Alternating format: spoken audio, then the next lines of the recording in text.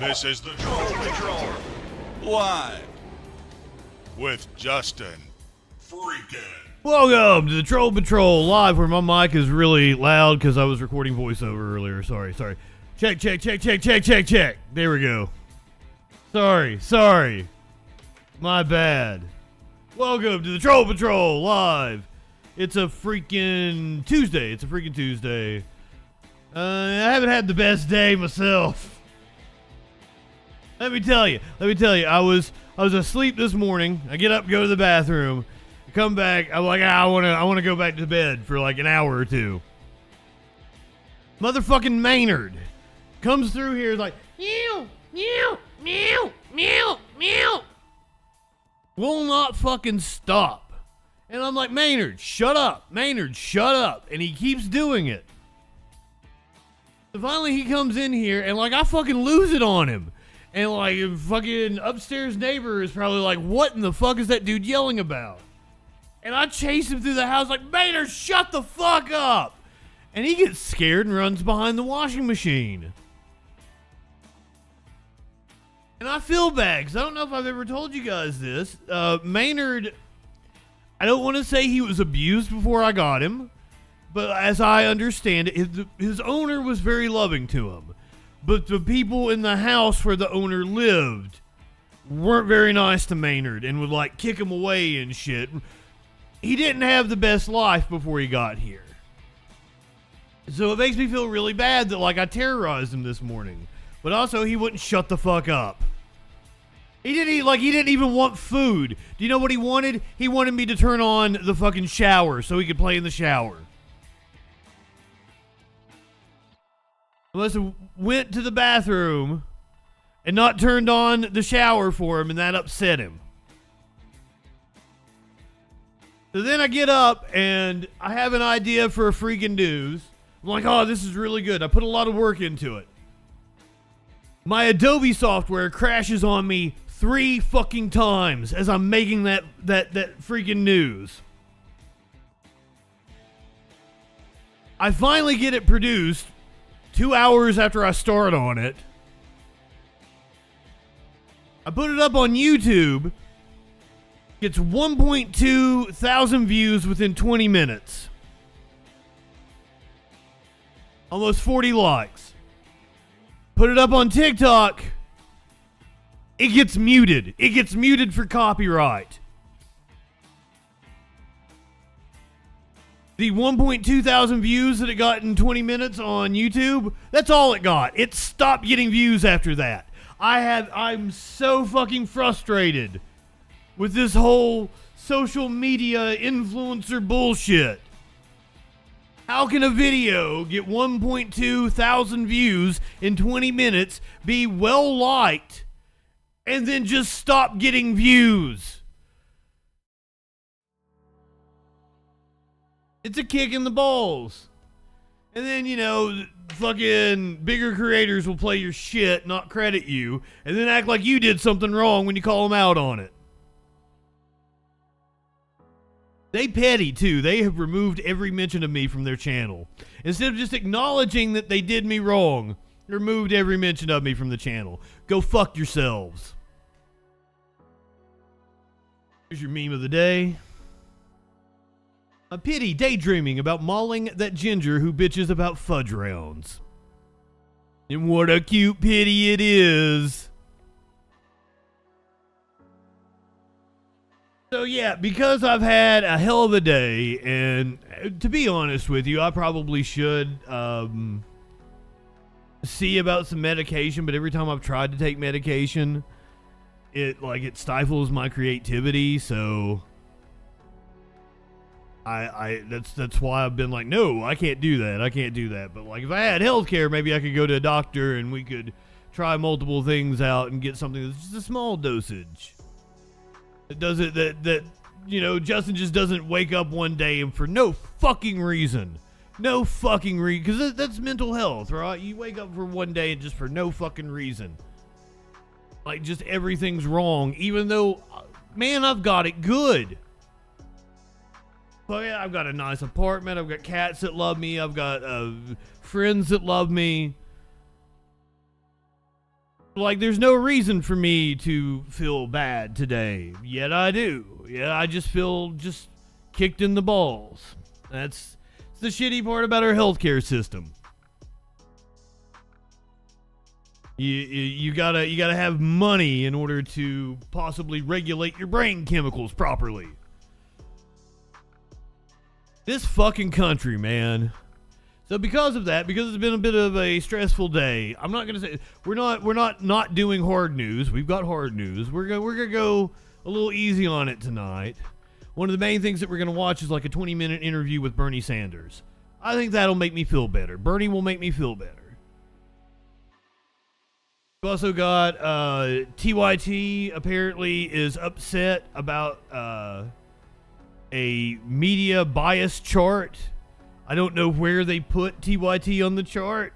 I'm interested to find out. I don't usually play TYT videos. We're going to tonight. We're gonna see. Apparently TYT doesn't like their placement on the chart, so I wonder where it is and what their critique of it is. We're gonna watch that.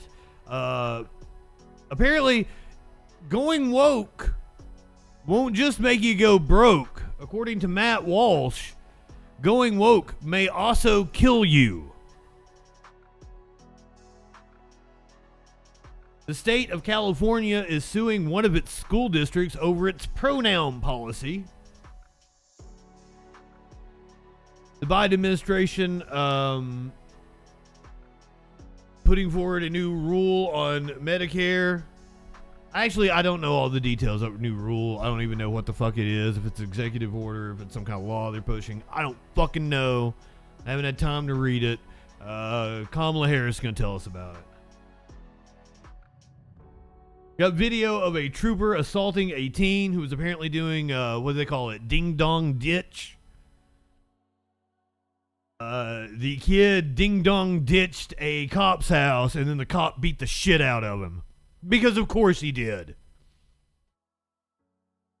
We got two different pieces of wild video of public transit in this country.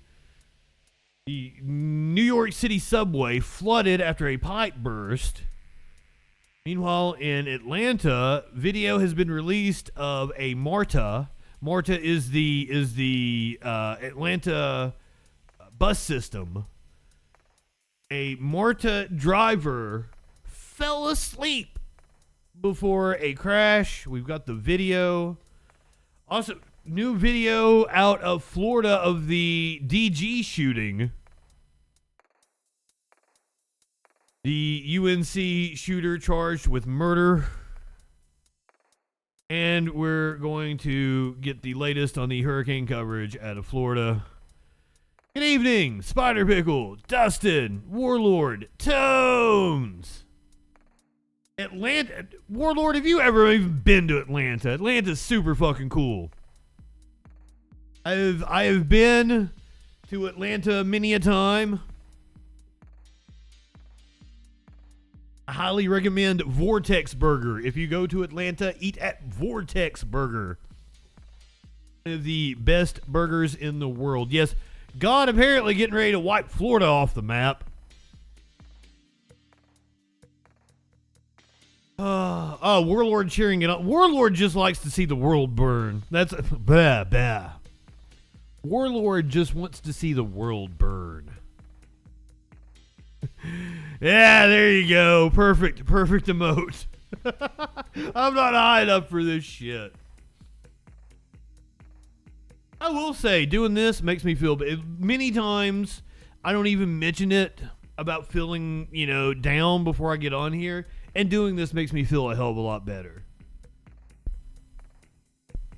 So thank you guys for being here for me.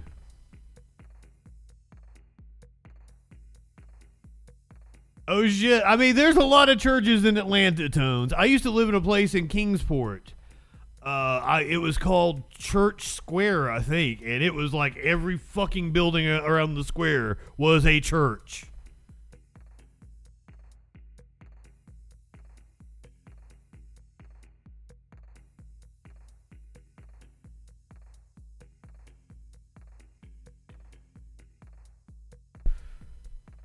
Did I say something about a king? Warlord over here wondering where the meme of bad British food comes from. I want to know where the meme of British food bad come from. What did you have for dinner tonight?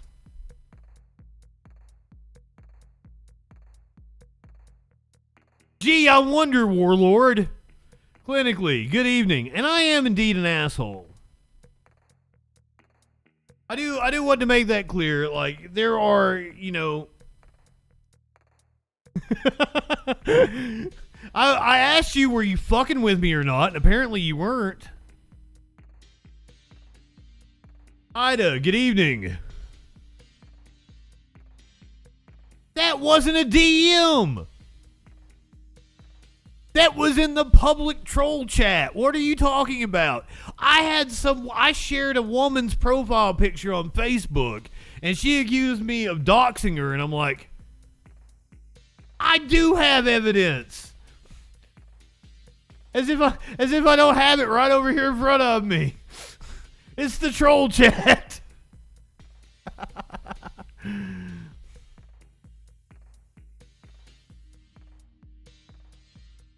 Oh shit. Well, I want to bring up something. So everybody has told me, like, you know, what a good guy Xander Hole is and everything, and like it's a good opportunity for me to talk about parasocial relationships, especially with streamers like me who are smaller. Don't feel like you know us, because like I'm a shitty guy. I'm gonna let you down. This was something I was gonna bring up last night about, you know, these nuts. It's gonna be hard for me to have a scandal, something to come out later on, because I've been so open about everything. Oh, you can fix me like I can fix Taylor Shabusiness, eh? But I mean, there's probably going to be shit that actually, if I ever do become of somewhat some notoriety, there's going to be like the video of me dropping N-bombs on a podcast is going to come out. That exists. I could go ahead and tell you that exists. I was an edgy comedian that loved Louis C.K. Catfight over here.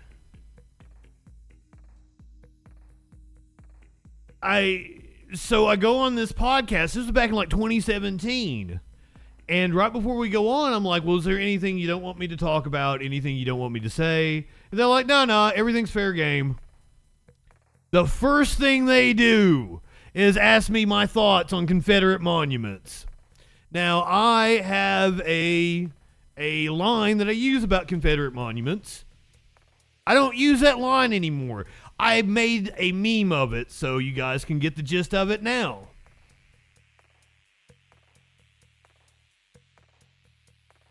I can assure you I've never been to a Klan meeting.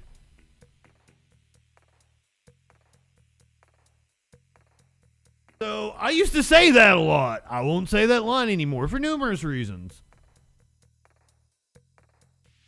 Mainly because as a communicator, it always become not about the message I was portraying. It became about my use of the N-word. So that is not effective communicating.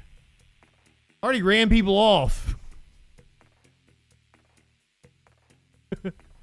Why'd you be in charge, indeed? The sentiment of what I was saying, I don't think is wrong.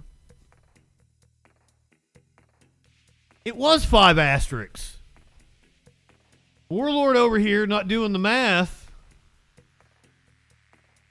You take your 33 and a third chance minus my 25% chance, and you got an 8 and a third chance of winning. What? I'm completely confused now.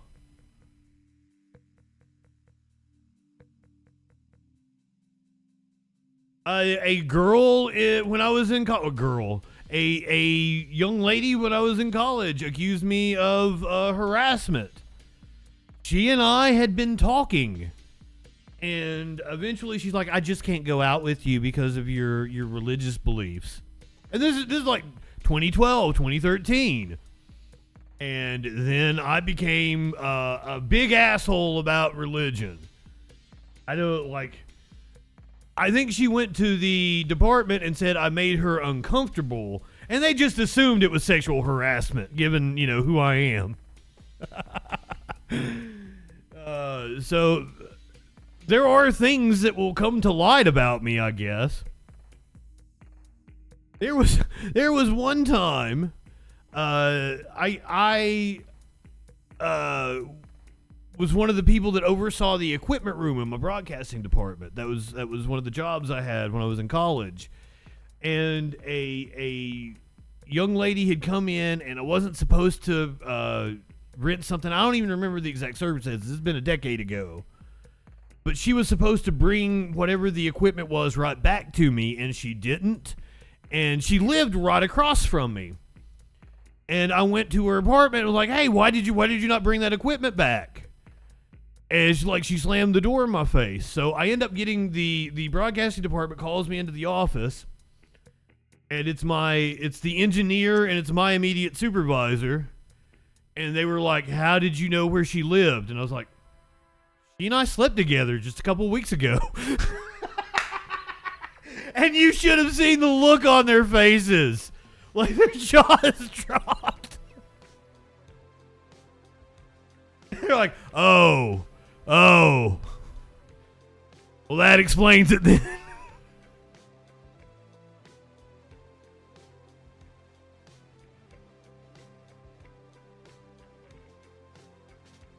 So, when I was doing stand-up comedy, I had a comedian friend. She had very large breasts. I think I've told this story on stream before. After the show, she was hosting the show, and I had just gotten paid. It was the end of my very large. I'd just gotten paid. It was the end of the semester, so I got fucking plastered after I got off stage. And that was where I met my friend Leah, and she and I still close to this day. She went up after me, and she told some bit about, the only thing I remember was her talking about sucking off two guys in a Dairy Queen bathroom, and there was cum and shit all over the walls. And I'm like, that's my kind of girl. So I follow her out, and she and I exchange numbers. We're texting all night. She's telling me all this nasty shit that she wants me to do to her. So when I meet back up with my friend with the large breastises after the show, I don't realize that she doesn't feel like she did a good job. I feel like I killed it. I'm drunk, and I just met a girl that I really connected with. So we're walking down the streets of Asheville, North Carolina, and 1 o'clock in the morning to go get something to eat, and I'm texting the nasty comedian, and I'm reading off her text because I think they're hilarious. Now the people I'm walking with have no clue that it was the comedian that went up right after me that I'm texting with. So we get to the restaurant, and I end up going outside, and I'm smoking a cigarette. I remember these two girls came up, and they were petting my hair. on the streets of Asheville at 1:30 in the morning, smoking a cigarette. I come back in from smoking the cigarette back when I still smoked, and I sit down and I look over at my friend. I'm like, damn girl, looks like your titties are gonna bust out and order something to eat. And it kills, everybody at the table's dying laughing, but I didn't know that she was already seething at me for all the shit that I was saying coming down the road. We get into the car, and I'm like, what's wrong? And she's like, I don't want to talk about it. But, it's me, so I forced it. And she's like, the way you talk about women is appalling. So, I laid into her. I'm like, that's the comedian that went up after me. Blah, blah, blah, blah, blah. You're a comedian. You don't like me making, probably it's not cool to make jokes about people's breasts, even if they are a comedian. Even if she was clearly wanting them to be noticed. So there are somebody call Ronan Farrow up. Apparently Ronan Farrow is working on something about Elon Musk.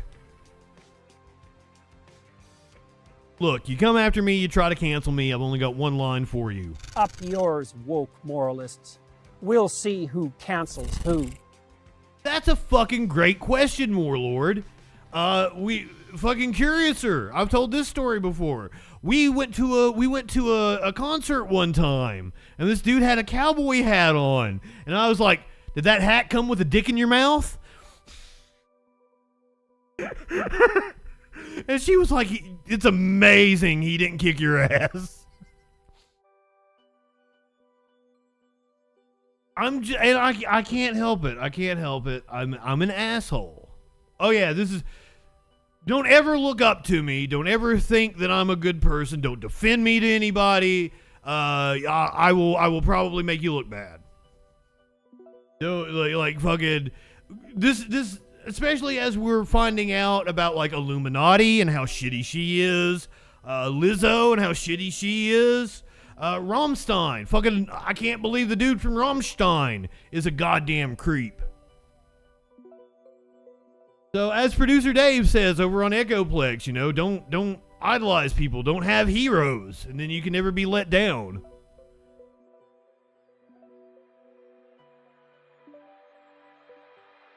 Good, Warlord. I'll look up to you. You are a better person than I am, hands down, 100%. I can say that with confidence. All right, I've ranted enough. Let's find out what that dude's be doing. Did everybody see the pity? What happened to Charles? Did Charles die? Did I miss something?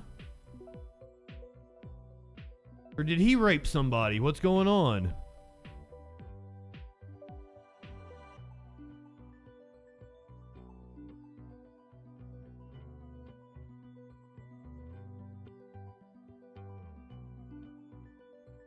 Oh, okay. Okay, there we go. King Charles has overruled the royal family and has welcomed Andrew back into the festivities. Andrew, who has been photographed with Jeffrey Epstein, visited Epstein's pedo island, and has been accused by the same woman that accused Donald Trump of rape.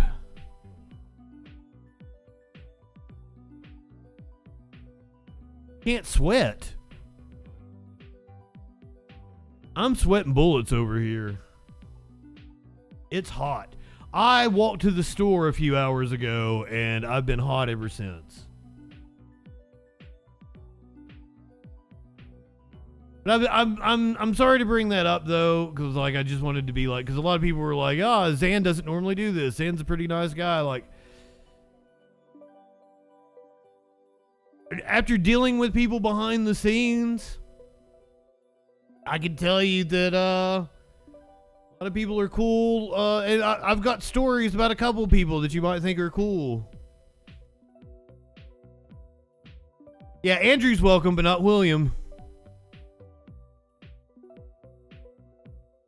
What's Warlord sending me? Is this Prince Andrew? Oh, okay. Oh, okay. I'd forgotten all about this. I forgot all about this. That's right.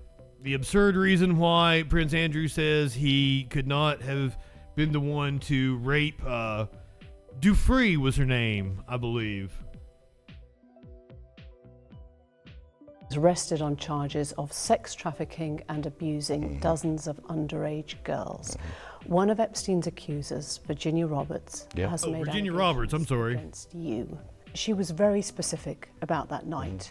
She described dancing with you and you profusely sweating, and that she went on to have bath, possibly. There's a slight problem with the sweating because I have a peculiar medical condition, which is that I don't sweat, or I didn't sweat at the time, and that was, yes, I didn't sweat at the time. I was like, you look sweaty right now in this interview, motherfucker. What the fuck?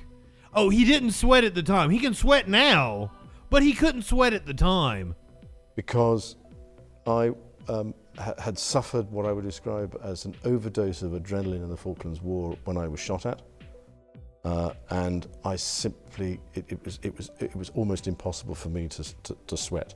On that particular day that we now understand is the date, which is the 10th of March, I was at home. I was with the children. I'd taken Beatrice to a Pizza Express in Woking. Why would you remember that so specifically? Well, now we're aware what pizza means. Remember Pizzagate, so he took Beatrix to Pizza Express. Why would you remember a Pizza Express birthday and being at home? Because going to Pizza Express in Woking is an unusual thing for me to do. A very unusual thing for me to do. I've only been through Woking a couple of times, and I remember it weirdly distinctly. But as soon as somebody reminded me of it, I went, oh yes, I remember that.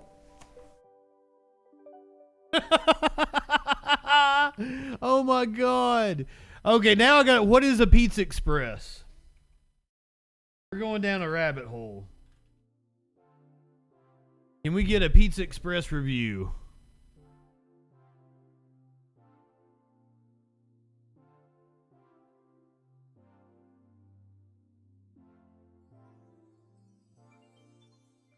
So this is what a Pizza Express pie looks like. I'm digging it. That looks like my kind of pizza.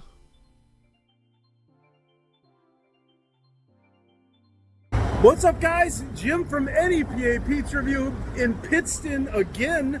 We're here at You don't sound British. Pizza right on Main Street. Wait, that's Vince's pizza. I wanted Pizza Express, motherfucker. Thank you, though. In Pittston? What in the fuck is Pittston? Oh, Vince's Pizza Express. Pizza Express UK. Is it a chain?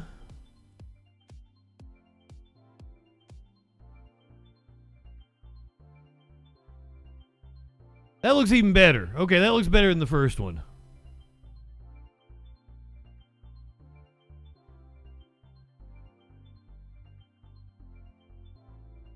See the menu here.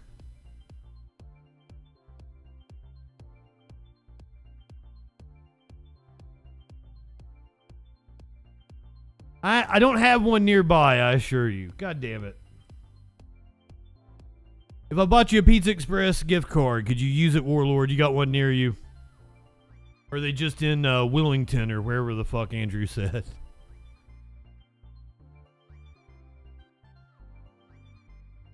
People who are not having pizza. Woking. Up yours, Woking moralists. Up yours, woke moralists. We'll see who cancels who. Might as well be wanker for all I know. If you are currently in Florida, please take shelter. But sustained, it can't happen. Hurricane force winds extend out 25 miles from the center. That's it. This thing's 130 miles from the center or from the coast, and it's never going to get any closer than 100 miles. So it just cannot happen. And again, anyone thinking this is going to turn, that's not going to happen either. So over the next couple of hours, we'll continue to watch this track carefully because our concern is a couple of things. One, the more north it goes, the more likely this goes into Tallahassee tomorrow at some point in time. Two, we're going to start to see the water push through the overnight hours, but the high tide tomorrow between noon and 4, that's the tide that I think we're going to start to see a better chance of surge. So we're going to have our reporters out in the field all night long. I'm not liking this thing over here. Tracking the storms, looking for the tornadoes. I'm not liking this shit down here. But I think it's going to be tomorrow at that second high tide, the one that's a 3.0 king tide. You've heard a lot about it, I'm sure, the supermoon king tide tomorrow afternoon. That's the one that I think is going to give us more of our significant concerns for surge across the area. There's the updated track. I throw this out here because some of the models were doing that. I mean, look at this big old bend at the end. No one's really talking much about it with good reason, but the GFS actually took this and did a complete loop. Has a much weaker system, but did a complete loop and brought it right back into the Gulf again.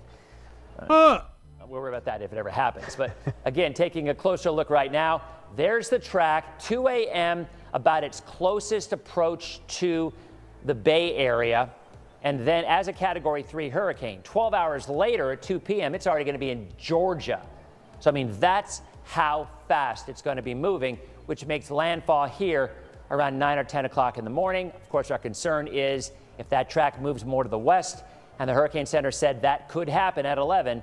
And as long as this is moving north, I suspect that track will continue to move off to the west. I would assume that everyone in the South is not going to be able to witness the blue supermoon. So look how small the hurricane force winds are. See that? Because of the orange right there, 50 rain off of the hurricane. stronger winds. The yellow ones are where we're in right now. So we're seeing these winds along the coast. But as this moves north, those hurricane winds never get really any closer to the Bay Area.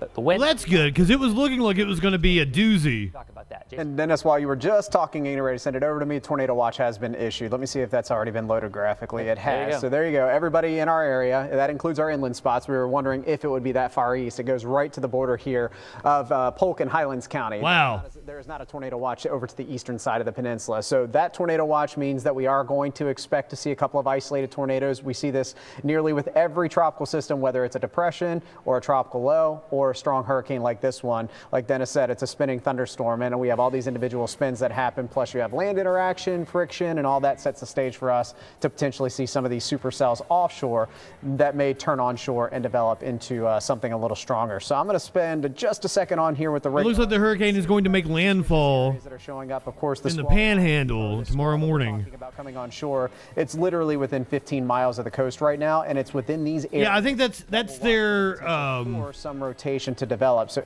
it's if it moves a little west and hits Tampa, or I mean not Tampa, if it hits Tallahassee. That's their worry at this moment in time. Good for Tampa, Sarasota here, which gets pounded by hurricanes quite often. This is just the start of hurricane season. I have a client that's in Florida, and I actually was, I recorded with them on Friday. And I said, like, my heart goes out to you. It looks like this is going to be a bad hurricane season because of the ocean temperatures and everything. And she's like, I probably need to go ahead and get prepared. Boom. Here it is. Just a couple of days later. Idalia. Hurricane Idalia. I took a stab at saying it without having heard somebody say it last night. Idalia. I said Idalia like a fucking redneck. But it is Hurricane Idalia. I guess why not go ahead and keep it in Florida? New footage has been released of the shooting at the Dollar General. And I'm going to go ahead and hit the content warning because this is fucking chilling. New video and audio released by Florida officials. And now to the latest on that deadly, racially motivated mass shooting in Florida. Overnight, investigators released new surveillance video capturing the very moment police found the gunman. So it happened just inside of a Dollar General here and killed 3 black people with no regard for life here. During Saturday's shooting, the gunman's father contacted police after discovering a note left behind by that suspect. ABC News obtained that 911 call. Has he done anything like this before, or has he said anything like this before? When he was 15, he left a note, a suicide note, and got on his bike and was headed downtown to jump off a building. Okay. You all responded to that. Officers say the suspect first stopped at a neighborhood Family Dollar. They believe it could have been a possible target. It's left the community shaken for sure.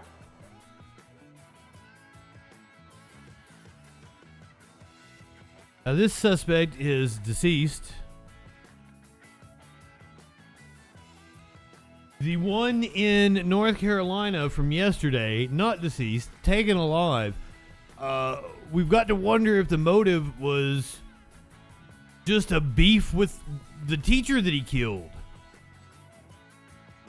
So, he appeared in court earlier today to be charged officially with murder.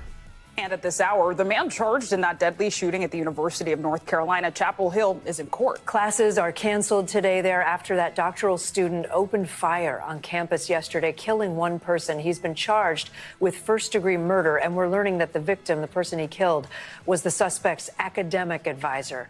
NBC's Dana Griffin is following this one for us. Dana, what more can you tell us about the faculty member who was killed?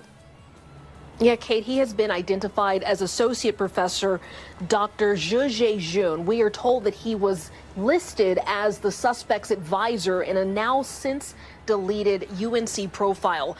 We are told that they had some sort of working relationship, but the motive behind the shooting still remains a mystery. We know that 34-year-old Tai Li Chi, who is the suspect in the shooting, is now charged with first-degree murder and also for possession of a weapon on educational property, both felonies. He's currently being held at the Orange County Jail without bail, as we're seeing some images of him appearing in court. We know that the police chief, UNC police chief, is expected to hold a press conference around 3:30 this afternoon, so we hope to learn new details of the shooting. Zin Clay?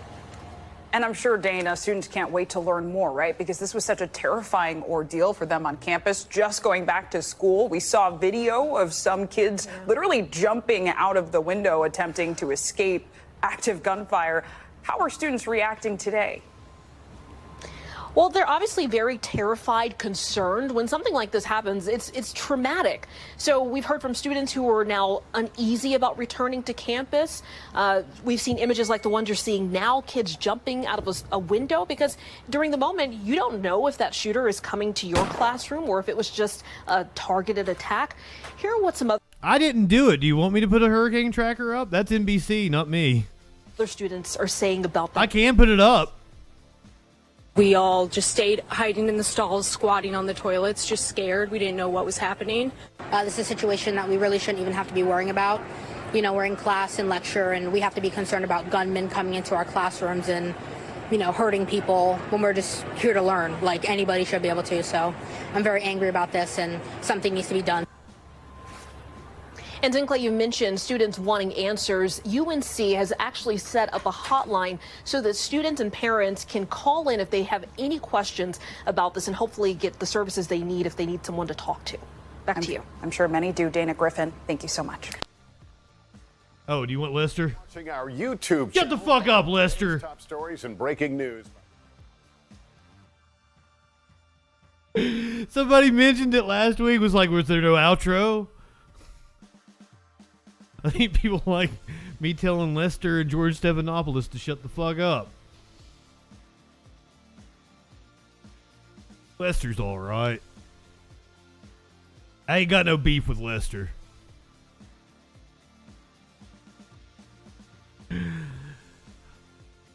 Let's go to Atlanta, where we have wild video of a MARTA bus driver. MARTA being the... Apparently I beef with everyone.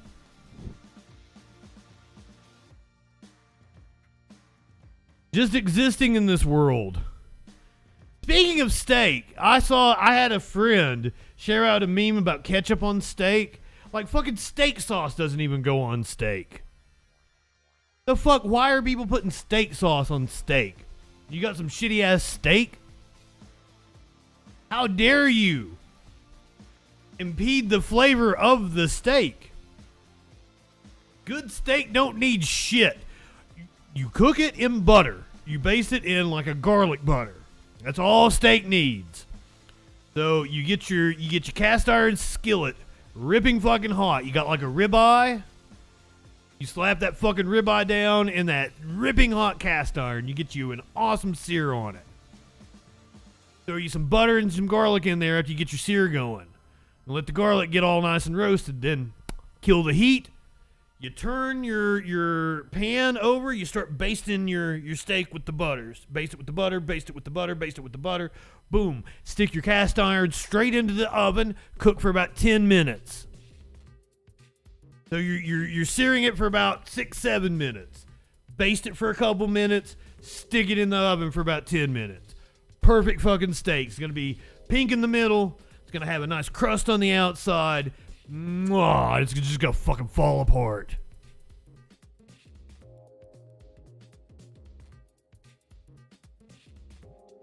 I don't want to hear anything from the British people, from the British contingency about fucking food. We know about British people and their food. I don't know, something updated on the Windows picture viewer that sucks now. John, good evening. That's what she said.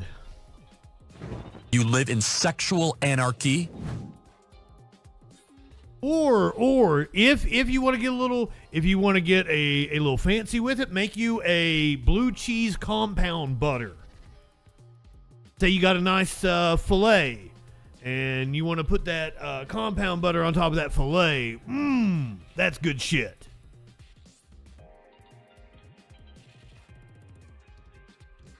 I don't understand it. Them bean eaters over there. And I like beans. That's the wild part. I like beans.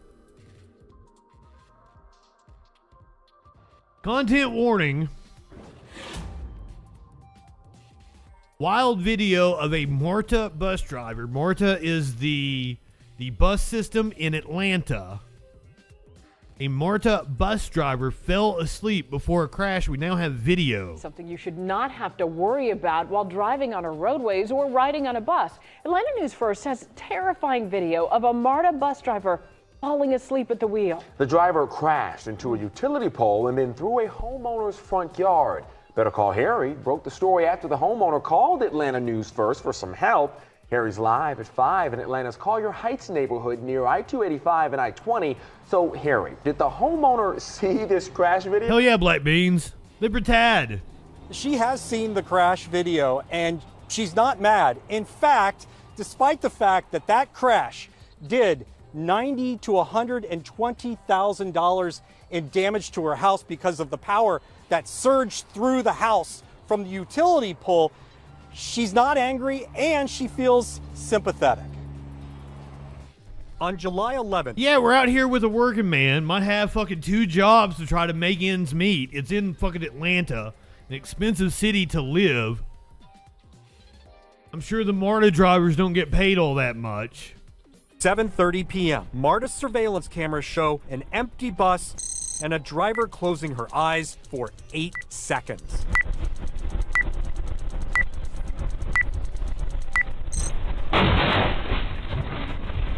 The bus crashed on a residential street in West Atlanta's Collier Heights neighborhood. Collier Road curves down a hill, but the driver goes straight, plows into a utility pole, and through Valerie Walker Jones's front yard. The impact sent power surging through her house. I thought the house was blowing up. Well, good thing nobody was hurt. At the last second, but there is no time to react. When the bus hit the pole, it knocked it out of the ground. You can see it here, dangling from the power lines. Minutes later, the driver makes a call and blames fatigue. I was tired. I think I was It knocked out power to the neighborhood, and the surge clearly tens of thousands of dollars of damage to Jones's house. They need to have some power supplied to them so they can hold a charge. It will take months to repair, but MARTA is paying for everything.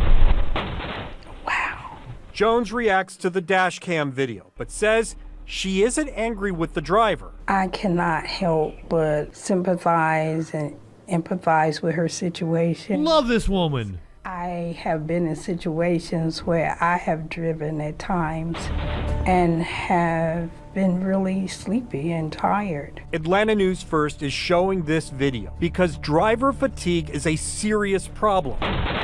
A recent CDC survey estimated that 1 in 25 adult drivers reported falling asleep in the past 30 days. It estimates that over 6,000 fatal crashes each year may involve a drowsy driver. MARTA doesn't keep drowsy driving statistics, but knows there is technology to prevent it.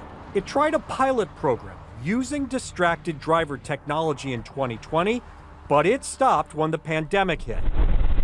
In this case, MARTA says the driver passed a post-accident drug test, but it had to let her go. It was fatigue that literally crossed a double yellow line. There is some sympathy for her, but yet, you know, you have a responsibility. Everybody does.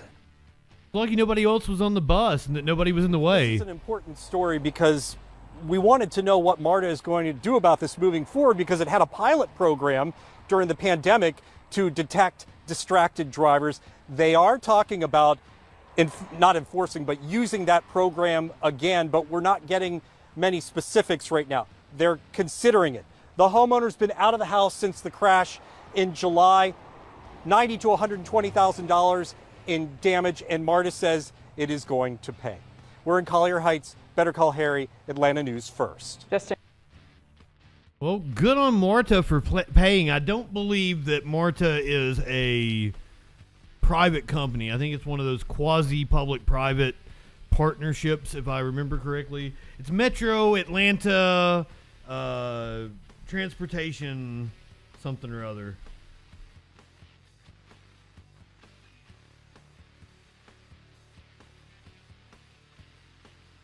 The Metropolitan Atlanta Rapid Transit Authority.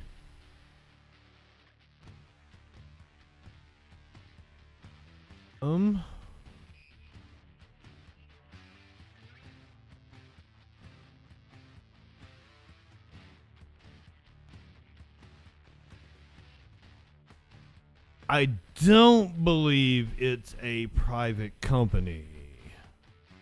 Is the principal public transport operator in the Atlanta metropolitan area. So that's why there was no big deal, and they're like, oh, we'll pay for it. If it was a private company, you'd have to fight tooth and nail to get them to pay for it.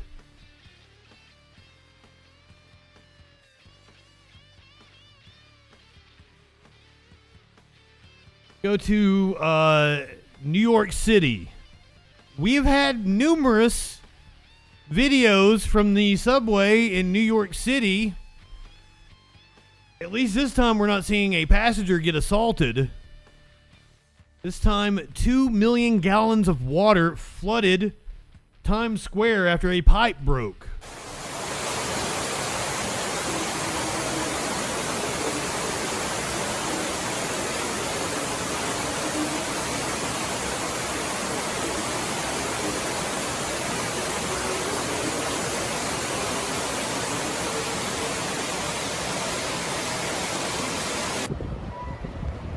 Give you a sense of how significant of a water event this was. We believe 1.8 million gallons of water entered our system. Approximately 1 million were pumped out by our normal pump rooms. We had to bring in, as you see behind this gentleman here, David, the blue pump there, and other pumps, mobile pumps, to pump out another 800,000 gallons of water. 300,000 customers approximately use the 1, 2, and 3 line on a regular rush hour morning, so that gives you a sense of how many folks. What a fucking mess that was, I'm sure. So apparently service was restored by midday. Amazing! Amazing it wasn't shut down all day.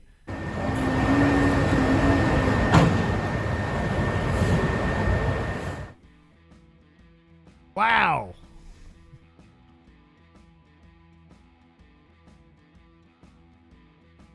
One of the things I bitch about a lot on this show is infrastructure. Our country's infrastructure is falling apart. 1 in 5 drivers is apparently drowsy. Meanwhile, like 40% of our fucking bridges are structurally deficient. And you wonder why Justin has developed a fucking driving anxiety in his older age. Seriously, knowing that about the bridges in this country, I fucking like, oh shit bar anytime I'm with somebody, I go over a bridge now.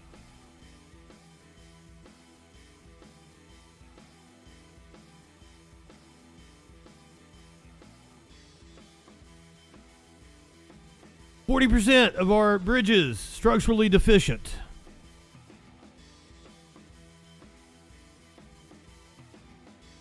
But hey, rich people get off on paying taxes, right? That's all that matters.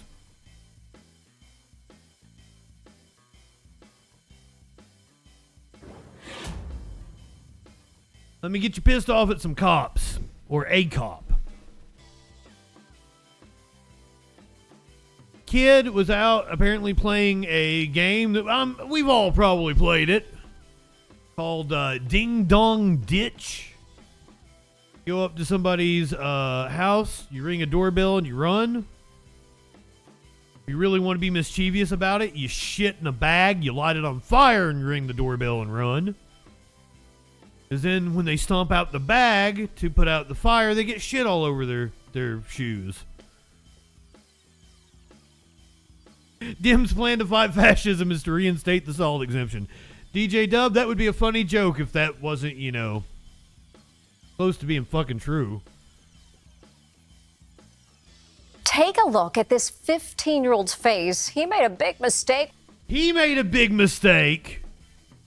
He made a big mistake. Ma'am, it appears that a cop assaulted a child. Don't you think the cop made a mistake by punching a child? I already don't like the framing of this story. Take a look at this 15-year-old's face. He made a big mistake when he knocked on the door of a home and ran. Turns out the homeowner was a cop who he says chased him down and beat him up. The teen was taking part in a prank called Ding Dong Ditch, once thought of as innocent childhood fun. As Stephen Fabian reports, authorities now say it can be really dangerous. Imagine. What I would like to point out to people, if you're watching the stream, don't do that, because here in America, you will get shot. You will get fucking shot. We did the story the other day of the USC student who just who thought he went to the wrong house. He thought it was his house that he just moved into. Got shot through the door. We've had several stories over the last year or two of children being shot at for going to the wrong house or knocking on somebody's house to try to find their way to school and shit. Being the target of ding-dong ditchers for more than a year and a half. Well, that's what happened to one family. We're back! As soon as school started again, the very first weekend, pow, pow, pow, pow, we're back, F you. Kevin and his family say life in Fort Myers has become intolerable. Well, fuck him. All the ding-dong ditching at their house. They're trespassing, they're harassing, they're stalking us. There's an epidemic of ding-dong ditch across America right now, driven by social media. Ding-dong ditch. I was getting ready to say, is it some kind of a TikTok challenge? Is it some kind of a TikTok challenge? Get the added thrill of posting their pranks to Instagram and TikTok for all their friends to see. But Ding Dong Ditch can sometimes have tragic consequences. Anurag Chandra chased a bunch of Ding Dong Ditchers in his car. He ran them off the road near Los Angeles. 3 of the teenagers were killed. He was sentenced to life without parole in July. Well, fuck that dude. 15-year-old Jaden Sanchez looked after he ding-dong ditched the wrong house in Delaware. Turned out the homeowner was a state trooper and chased him down in his patrol car. The trooper has been... And this is another one of those incidents where, like, not only should the cop be charged, I have a proposal for legislation. It's called the Higher Standard Act. Whatever the minimum is, a cop or a public official should face double. You should face double. Because you should be held to a higher standard as a public official. Trump should face double whatever the minimum is for his offenses. The trooper has been suspended pending an investigation. He suffered a broken bone in his face. He shouldn't be suspended. He should be fired and charged with assault of a child. Suffered a very bad concussion. This was a vicious assault. I mean, at least the kid's lawyer was somebody in the story that pointed that out. He knocked on the wrong door. Go fuck yourselves.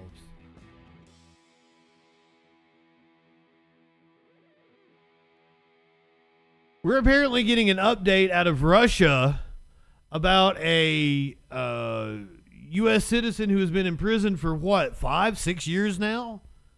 Maybe even longer. He was a teacher that was over in Russia. His name is Paul Whelan. New video has been released by Russian state media. Russian state media has released the rare video of American Paul Whelan in custody. The American citizen was convicted on espionage charges in 2020, which he denies. This is a still image of the video. Now, we are purposefully not airing it in full as it likely serves as Russian propaganda.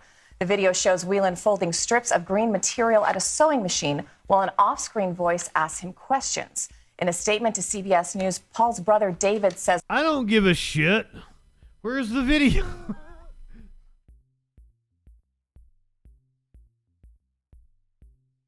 If you acknowledge that it's Russian propaganda, what's the problem with playing it?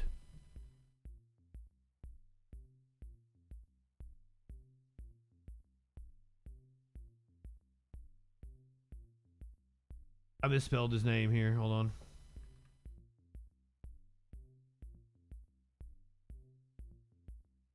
Pussies. The fact that Paul... So this was posted by RT yesterday, apparently. Yeah, fuck you, CBS. We'll watch the RT. Inmates of this maximum security prison are no ordinary hooligans.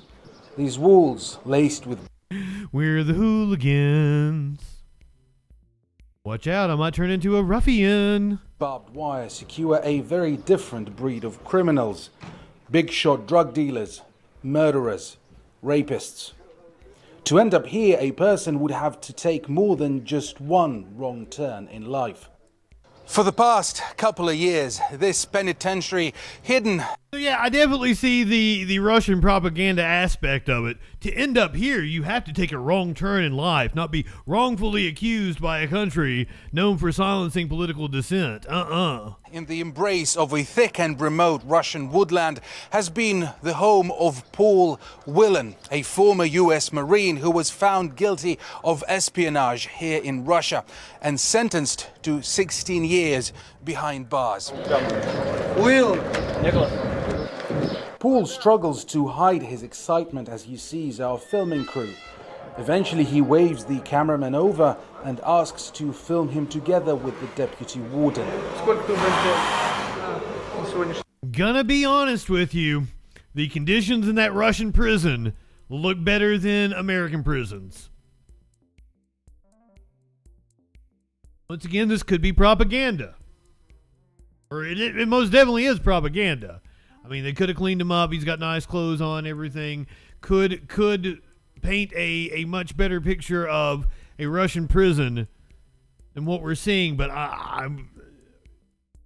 looks a hell of a lot nicer than a U.S. prison. Just pointing at that. Looks far more humane than a U.S. prison. 100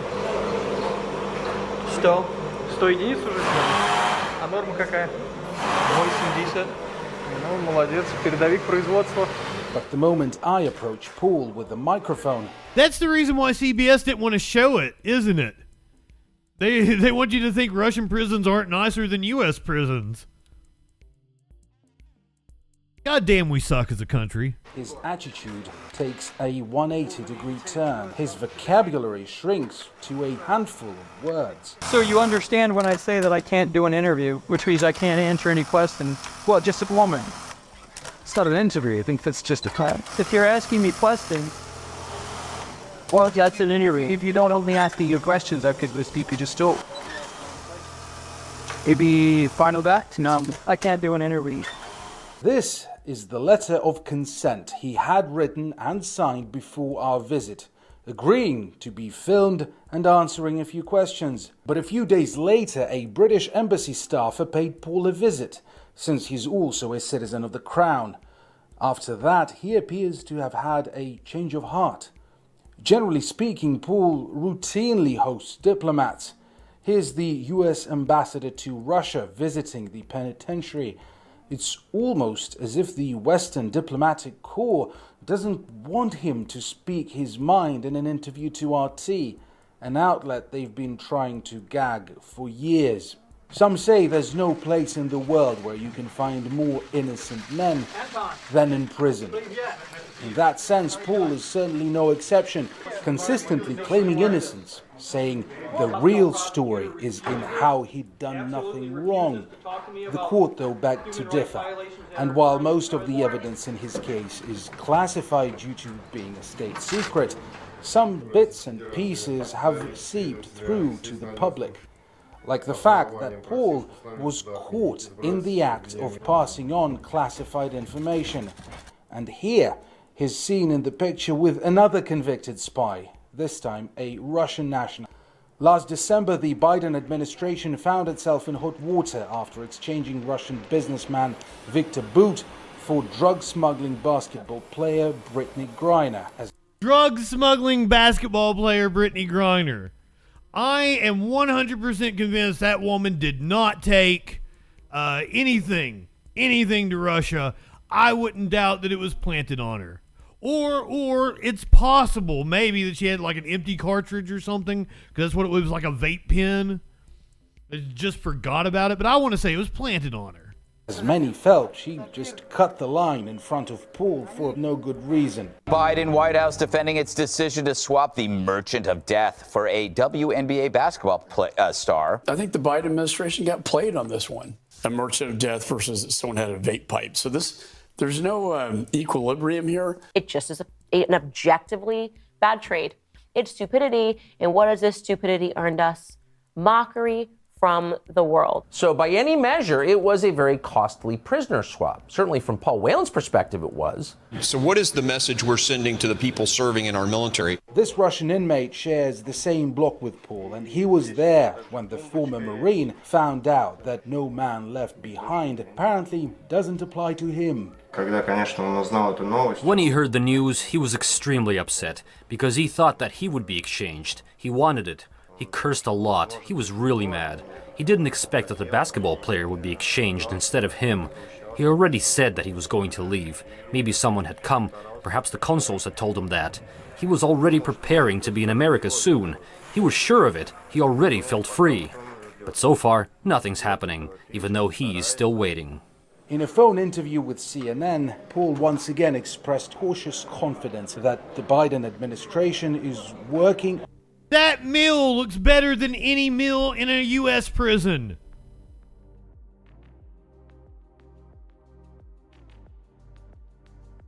I don't know how to think about this, or what to think about this story. Like, I have no value judgment on whether he was spying or what. Yeah, you guys are probably right that the British consulate told him that speaking might fuck up his release. But also, this is RT. Speaking to RT would fuck up your release? They're using him for state propaganda. Why would that fuck up his release? Or would it fuck up Britain and the U.S. working on his release? This is all very fishy.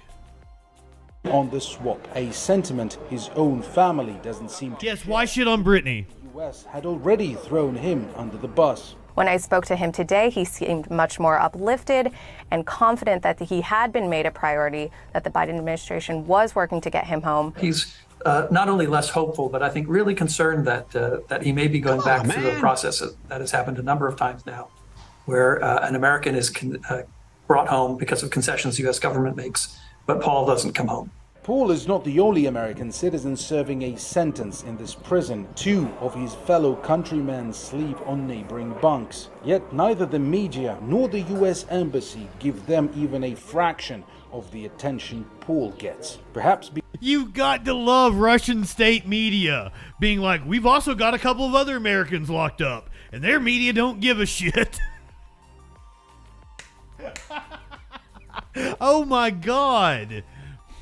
Because they were not convicted on espionage charges like him. In private conversations with me, they don't sound too hopeful about their chances of ever being swapped. And once more, things aren't looking bright for Paul this time around. Back in March, Russia's security services detained another American, Wall Street Journal reporter Evan Gershkovich, again on espionage charges.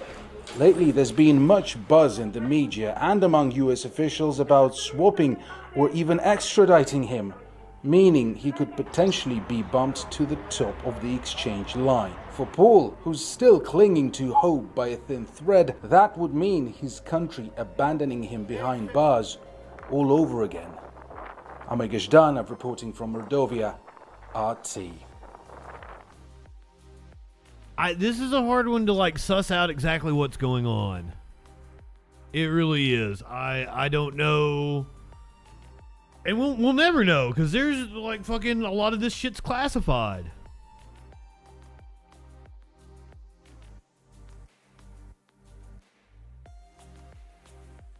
I want to know if you also have citizenship in Britain, why are you not upset with Britain? Why is it specifically the US? Is that part of the propaganda from RT? I didn't know he had dual citizenship. Who was he? I don't even know. Who was he accused of spying on behalf of? The British or the US?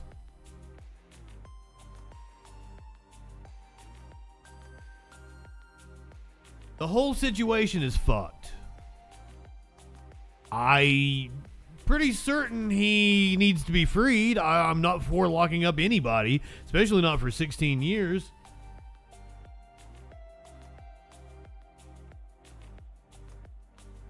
But I'm not going to be quick to be like, well, Biden's at fault, blah, blah, blah, blah, blah. We don't know all the details. This is fucking tough. Now, as I said, I don't want to take it a little easy on tonight's stream. So one of the things that I wanted to do, make everybody feel better, is get a little dose of Bernie. Bernie was on Meet the Press on Sunday and gave his thoughts on the 2024 election. So let's go to Chuck Todd with Bernie Sanders. President Biden's chief rival in 2020 joins me next with his thoughts on what issues he wants Democrats to be running on.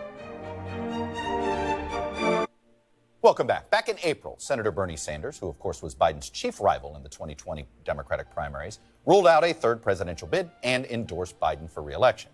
But on Saturday, Sanders was back in New Hampshire, one of those early presidential states where he won both the 2016 and 2020 primaries, to share what he called his concrete. And it wouldn't surprise me that once again on the campaign trail, Bernie will campaign harder than Biden or Hillary did. Agenda for the future of the Democratic Party at the New Hampshire Institute of Politics. Of course, when you go to New Hampshire, it sparks some speculation about his own political future. It is no secret that I want Joe Biden to be reelected president. If that is going to happen, if we are going to defeat creeping authoritarianism and right-wing extremism, there has got to be an ideological change of course. The independent senator from Vermont, Bernie Sanders, joins me now. Senator Sanders, welcome back to Meet the Press.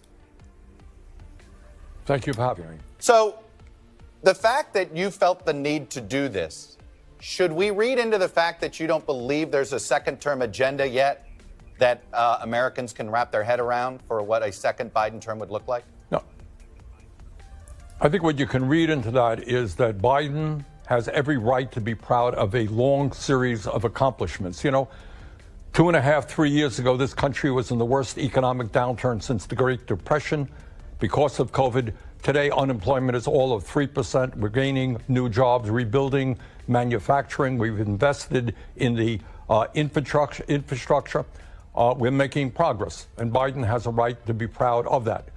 The point of my remarks is that you cannot simply, as President of the United States, rest on your laurels. What you have got to understand is that today, for structural reasons that have gone on for decades, tens and tens of millions of people are struggling to put food on the table. They can't afford health care. They can't afford prescription drugs. They can't afford housing. They can't afford child care. And meanwhile, in the midst of all of that, you have incredible corporate greed, and the billionaire class has never done better. So my message yesterday for the Democrats, not just for the president, is if you want to do well in this election, talk to the needs of the American people, have the guts to take on the big money interests who have so much power. It sounds like you don't think the phrase finish the job is something to rally around, that there needs to be more than that. Well, yes, you need to recognize that not only have we accomplished a great deal in Biden's first 3 years. Is that the campaign? Is that the Biden campaign slogan? Finish the job. What the fuck, dude? Hire me for your communications department, because that sucks. And he deserves credit for that. But there are so many long-term problems that this country is facing. Does anybody in America think that our healthcare system is working?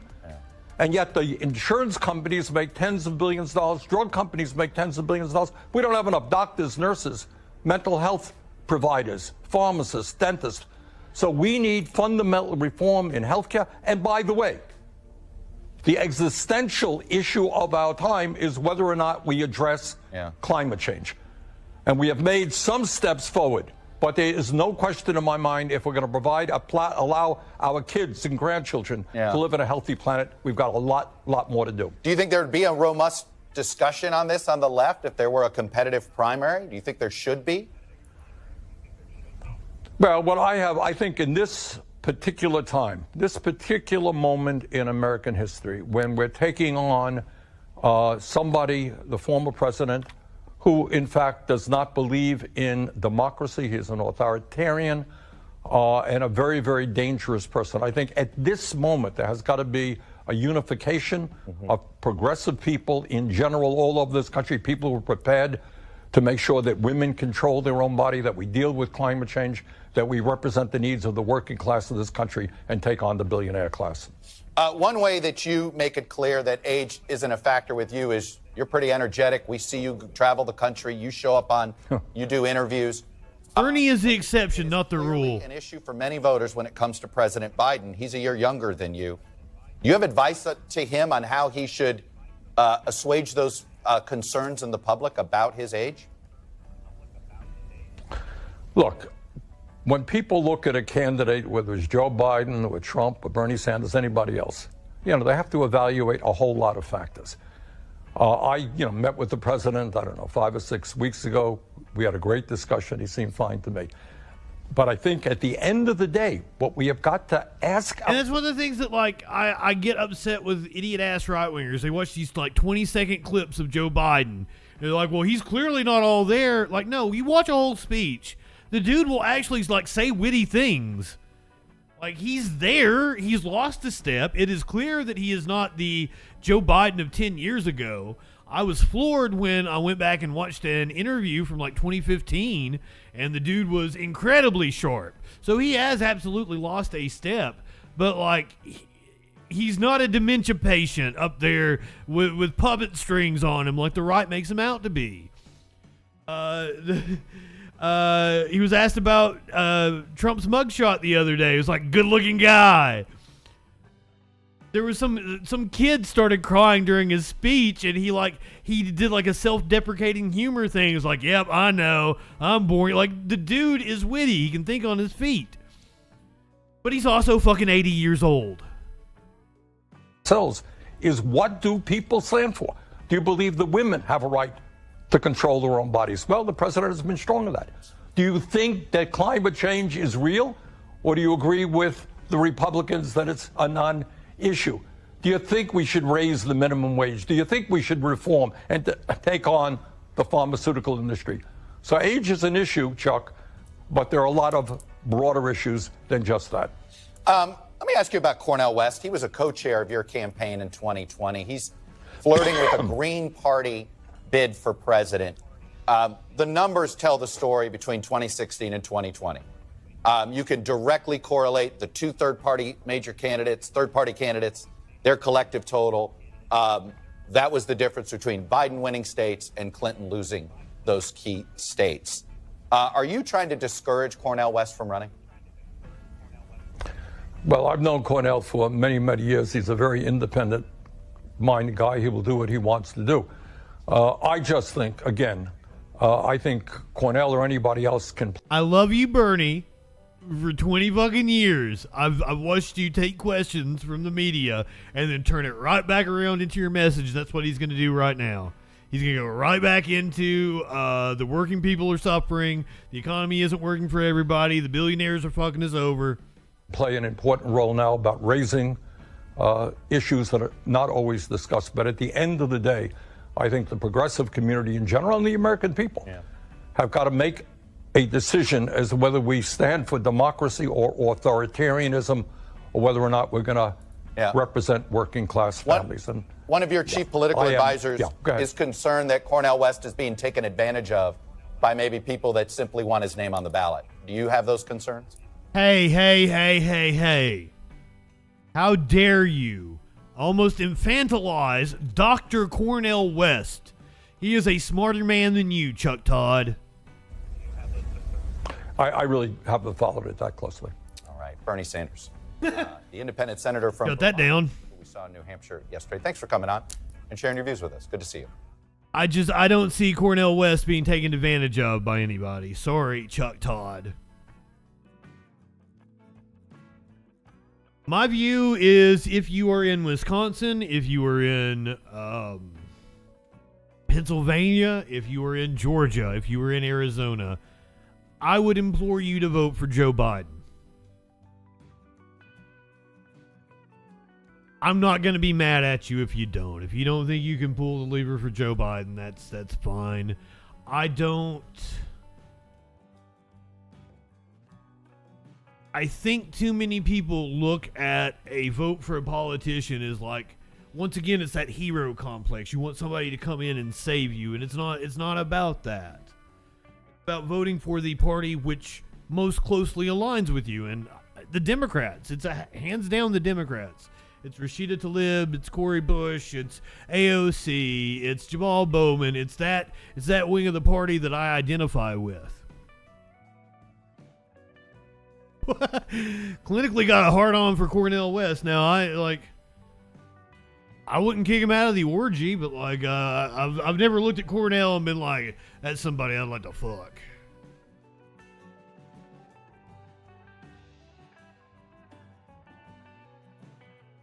Oh, brother Freakin, don't go so hard.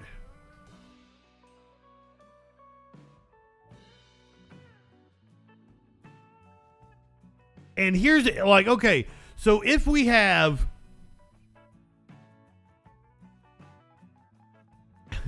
the idea, it's so never in my life, for sure, and in my study of history, I'm not sure that there has ever been such a concrete moment that it's almost certainly these two people, Joe Biden and Donald Trump, we're a year and some change out from the election. That it's almost certainly going to be Joe Biden and Donald Trump, the nominees for their respective parties. It's never been this certain to me, while also being completely up in the air. That Joe Biden might not make it to the election. Donald Trump might not make it to the election. And then both primaries are wide open. Then there's there could be Trump running as a third party if the Republicans somehow deny him. He is almost certainly going to run as a third party candidate. I'm all for that. Then we've got a completely different landscape.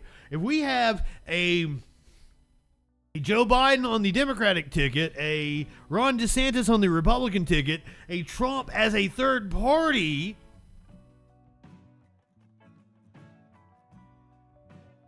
I don't even fucking know. Like, does that open the door for a possible Cornel West to have a shot? You think in that scenario that Biden walks away with it? Probably, because Trump is going to steal votes from the Republicans. It would almost be like a 50-state trouncing by Biden. What happens if Biden doesn't make it? But that happens after the primary. And we go to the convention and it's a delegate issue. Is it Harris? Is it Newsom?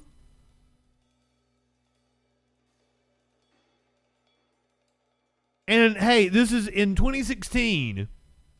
Flash, good evening. I want to see Cordell on the debate stage regardless. And if I have to donate to his campaign or make phone calls to try to get him to is it 5% usually, but I don't know if they've lifted that. You know, DJ Dub, I probably like Newsom better than Joe as well. As I said, it has never been like more concrete that it's going to be Joe Biden and Donald Trump, but it's also never been more up in the air that we don't know who it's going to be. This election is going to be wild, and I'm fucking happy I've got a political talk show to ride this wave.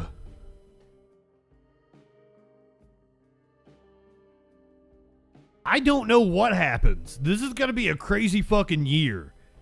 And, I mean, when we get to this time next year, we're just going to be, like, wrapping up convention coverage. The convention would have been a week or two before this time next year. We'll possibly know who the candidates are. This is a fucking wild time. And also, we're probably going to have a libertarian candidate. Spike Cohen, more than likely. Big nose dude. Who are you talking about, Flash? I don't even know.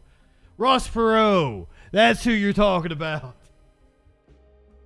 There we go. Ross Perot was awesome. But also, like, an eccentric billionaire that bought his way into the fucking race.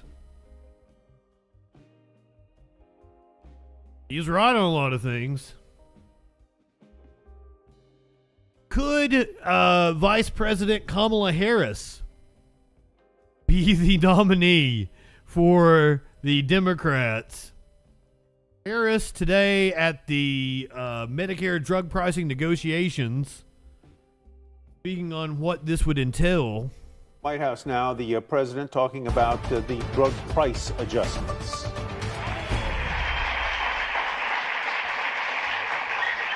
Good afternoon, everyone. And who's this dude? Did they put him up on the stage just to make Joe Biden look young? What grave did they dig him up from?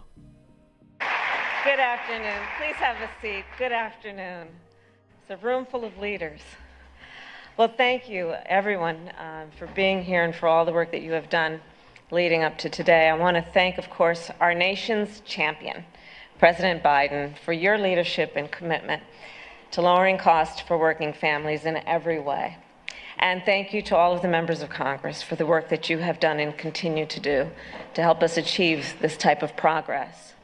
So we are here today with the firm belief that in the United States of America, no senior should ever have to choose between whether they are able to fill a prescription or fill their refrigerator with food. But for you, yes.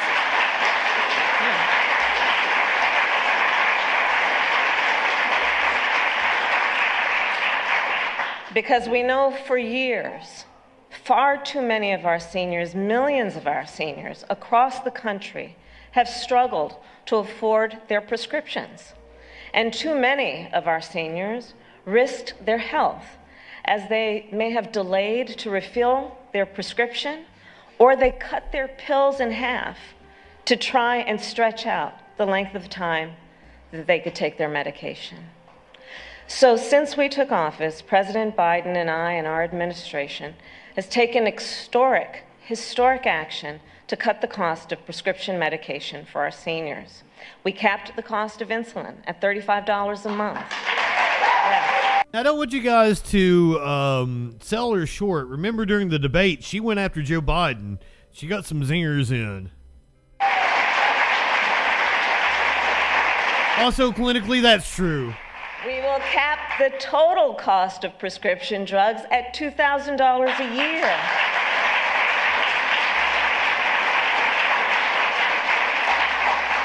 And we have made vaccines free of charge, which will save seniors hundreds of dollars every year.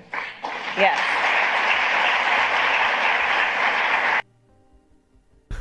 Are you telling me vaccinations weren't already free under Medicare?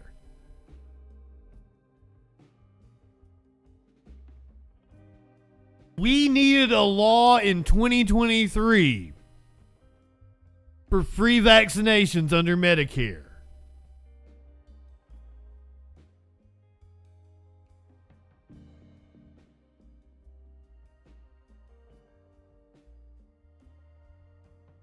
God damn. And we finally allowed Medicare to negotiate the price of medications with big pharma companies to the benefit of 65 million Americans at least. And as many of you know, we've worked together over the course of my career. I've seen the stakes of this fight firsthand. When I was Attorney General of California, I met with countless families who are often quietly suffering because they or a loved one could not afford the medication they needed and were prescribed. I investigated drug makers that tried to stop production of cheaper generic versions of their drugs, and we held them accountable. And we intervened in the merger of hospitals that could have resulted in less competition or increased cost for their patients. All that to say, there are many factors that drive up healthcare costs and make medications more expensive. And President Biden... There's one factor. It's called capitalism. And the fact that we have a for-profit healthcare system. That's the factor. Yeah, I know we're all getting pissed off at this and everything, but still, it's still better than Republicans. Dustin, good evening. It's better to vote for Democrats and keep them in office and keep pushing them than it is to just cede ground to the Republicans. And this was something, when we were talking about presidential candidates earlier, this is something I wanted to bring up, is the decisions that made Joe Biden president in 2020 were made years and years ago. And what we are doing now on the local level is going to decide who will be the presidential nominee 20 years from now. So that's why I don't want to discourage people from electoral politics. People get too jaded. They think that oh, I voted for Joe Biden in 2020 and nothing changed. It doesn't work like that. This is a fucking long, hard slog, unfortunately. I know we don't have time. I know that climate change is upon us. I'm assuming it's an executive order. I'm sorry, clinically. I'm sorry. I'm assuming it's an executive order. I had to look it up here. The first 10 prescription drugs the federal government will negotiate under a new federal law were revealed on Tuesday. The batch of 10 medications include some of the most widely prescribed or expensive drugs older Americans use for conditions such as heart disease, diabetes, and autoimmune conditions. The nine drugs include, I thought it said 10.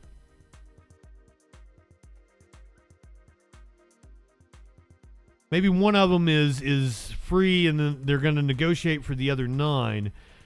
Eliquis, Jardiance, Exelarto, Joniva, Barquixa, Entresto, Enbrel, Imbruvica, and Stellora.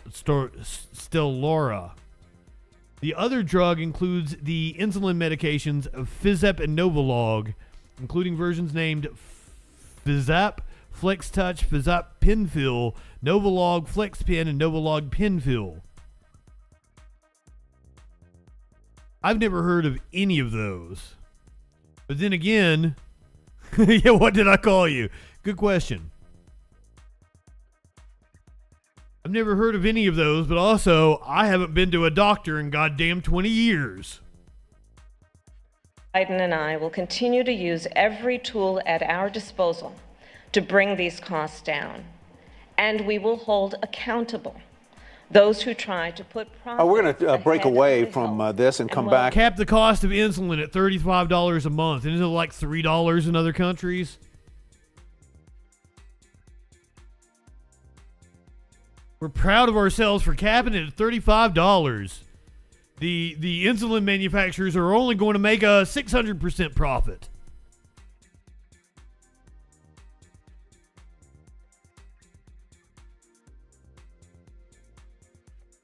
I matched with a doctor on Tinder the other day. She told me she was a doctor, and I said, "You are out of my league and out of my tax bracket." She flirted with me a little bit longer. She's like, "Well, would you like to go out to dinner?" I'm like, "Well, sure." It'd be the closest I've ever been to seeing a doctor.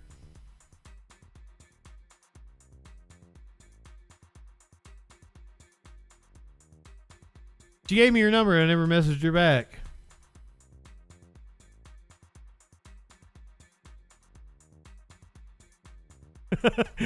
I pay attention to my chat, DJ Dub. I love you guys. There's that parasocial relationship again. Kamala Harris was once the Attorney General of the state of California.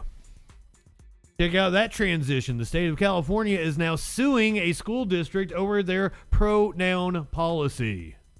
A California Attorney General Rob Bonta has sued a Southern California school district for its policy that requires schools to notify parents if their child is transgender. Bonta requested the San Bernardino County Superior Court immediately block Chino Valley Unified School District from using the policy. In the lawsuit, the California Department of Justice argued the policy violates the California Constitution and civil rights laws by discriminating against students based on their gender. It presents students with a terrible choice.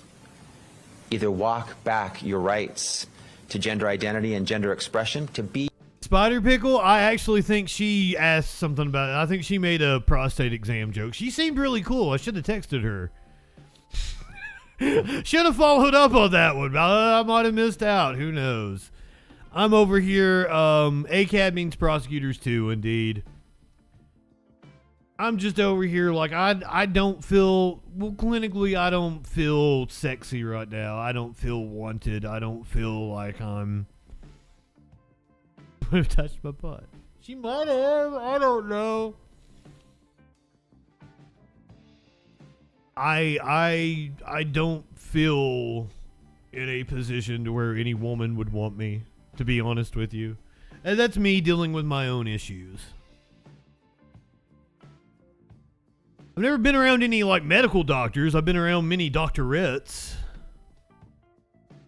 She unmatched with me on Tinder after she gave me her phone number though. So like, I don't even remember anything about her or that original conversation. Did I even like mark her phone number down? Did I put it in my phone or anything? I don't even remember.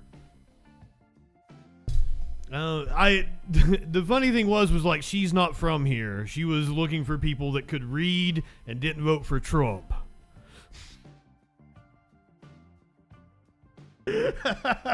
She was from up north. Be yourself, to be who you are, or face the risk of serious harm. Mental harm, emotional harm, physical harm. The lawsuit comes hours before conservative parent groups and some Republican lawmakers have an effort that would ask voters to make this kind of policy state law. If you, there's a meme going around or just a post on Twitter. If your child wants to use different pronouns and they haven't told you, you're the problem. You're the reason why. And that's why the school districts need to protect the child from you. But it got so absurd In Indiana, they have a law that just went into effect like that. Hold on.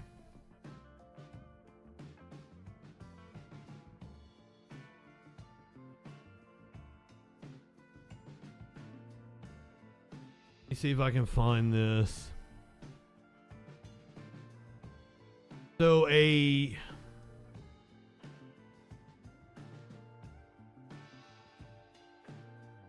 kid in Indiana actually had like they put their it's behind a paywall. They had asked to be called, their name is Joseph, and they asked to be called Joe, and it triggered a permission slip sent to their house to the parents, like, is it okay to call him Joe? Oh my God.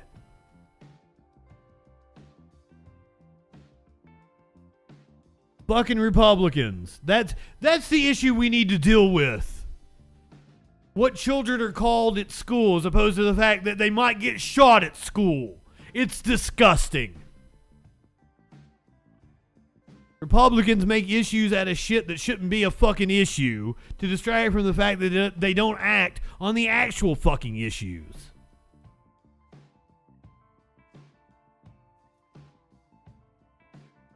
But you know, maybe I'm wrong. Maybe I can play a right-winger and he can change my mind on this one. Because apparently, not only will going woke cause you to go broke, apparently going woke could kill you. Here's the Daily Wire's Matt Walsh. A few years ago, as you may recall, the world faced an apocalyptic threat. It was a moment of existential crisis for all of civilization. We found ourselves on the verge of planetary destruction, and it was all because of plastic straws. To this day, the images of Strawmageddon are still stamped indelibly on our minds. We saw pictures of sea turtles with plastic straws shoved up their noses. A situation that we decided to blame on the straw and not on the sea turtle for being clumsy, frankly. There were beluga whales with straws jammed into their eyes, great whites with straws coming out of their gills. An entire family of bottlenose dolphins were killed by one single straw. It was a catastrophe. The media insisted, all of a sudden, that we had to ban plastic straws. We had to get rid of them. They told us about the giant garbage patch in the Pacific, which was evidently comprised almost entirely of plastic straws from Starbucks and McDonald's. They gave us a lot of other shocking information, but none so shocking as this.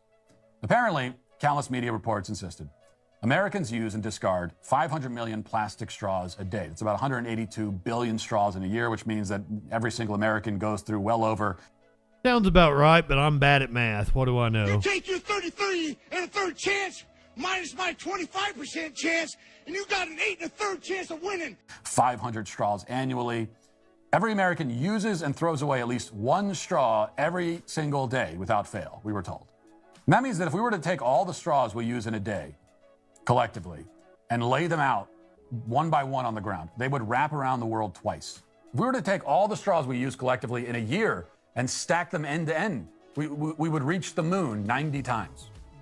By the way, I haven't done these calculations myself. I found them on a random WordPress blog, and I'm just assuming that they're correct, which, as it happens, is exactly what the media did with all of this anti-straw information. Specifically, the media was repeating data first gathered and reported by a 9-year-old boy. The child had come up with the 500 million straws a day figure by randomly calling a few straw manufacturers on the phone and taking whatever information they gave him and running some mathematical calculations that nobody ever checked. And Whoa. Okay. You learn in statistics it all depends on your sample size. So if he called like the 4 largest straw manufacturers in the country, he probably has a pretty good fucking estimate, Matt. But I don't even know if this 9-year-old is where it actually came from. I can't verify Matt Walsh. Extrapolating that Americans somehow use 500 million plastic straws in a single 24-hour period. This kid was an authority figure on the subject of plastic straws for whatever reason, and we were supposed to listen to him and make adjustments according to what he said. CNN even brought him on for an interview several years ago, and here's what that looked like. My next guest thinks America has a bit of an addiction to straws. That's right, these little plastic pieces of plastic that we use every day here. Yep, we were unable to confirm the exact number of straws used annually, but it's easily in the billions. And he says, get this, 500 million straws are used in the U.S. every day, an average of 1.6 straws per person. And most straws are not biodegradable. When they go to the McDonald's alone sells 500 million cups a day. 500 million straws are sold a day at McDonald's alone. So that figure actually seems kind of lowball to me. The dump, they stay there. These facts encourage 10-year-old Milo Kress to go on a one-man crusade to press restaurants to do one simple thing to help the environment: only give customers a straw if they ask for one. His idea has changed businesses from his home state of Vermont to Tennessee and California. That's great. And testified before the House Natural Resources and Energy Committee. The amazing founder of Be Straw Free joins me now from Newton, Massachusetts for today's Big Eye. Why would Matt Walsh shit on this kid? Well, let's talk about this. What inspired you to get folks to be straw free?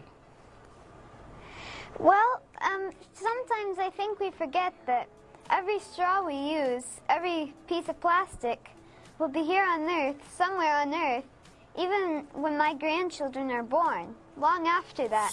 Okay, now, needless to say, I have nothing against this kid. As a parent, in fact, I can appreciate that he's focusing his energies on this. There are certainly less productive ways that a child that age could spend his time. But the question is whether any adult, any major corporation, any government should actually take marching orders from a third grader. And it wasn't... Straw man alert. Straw man alert. Ironic. Just this one third grader. BJ. 9-year-old child standing at the forefront of... Hey, now, not everything Matt Walsh says is off the mark, right? He once said this of me. JustinFREAKIN is a formidable voice in the culture. The anti-plastic straw struggle. Here's 9-year-old Molly Steer in 2017, founder of the Straw No More campaign, giving a TED Talk to a group of adults. Hi, my name's Molly Steer, and I'm 9 years old, and I've just found out that straws really do suck. Mum and I went to see a movie called A Plastic Ocean. It was the first time that I had been told that plastic never, ever breaks down. Like, actually never goes away. Nope. The movie said that all over the world, oceans are filling up with our plastic rubbish. This plastic gets into our oceans and hurts the marine animals. But not only that, when humans eat fish and seafood, we're eating the plastic that they have eaten. Oh yeah, we haven't even got into the topic of microplastics yet. Come on, Matt, that's a real issue. Hey Matt, why don't you show your audience this picture? Ew. When your God gave you dominion over the earth, did he say to treat it like this? Huh? Birds are eating broken up bits of plastic and then starving because there is no room left in their stomachs for real food. Turtles think that plastic bags are jellyfish, which is their favorite food. And we've all seen that plastic straw stuck up a poor turtle's nose. BJ, are you going to tell me that you saw Xander play a video of Matt Walsh doing Nazi diaper wrestling? Because that would be funny. It's not fair.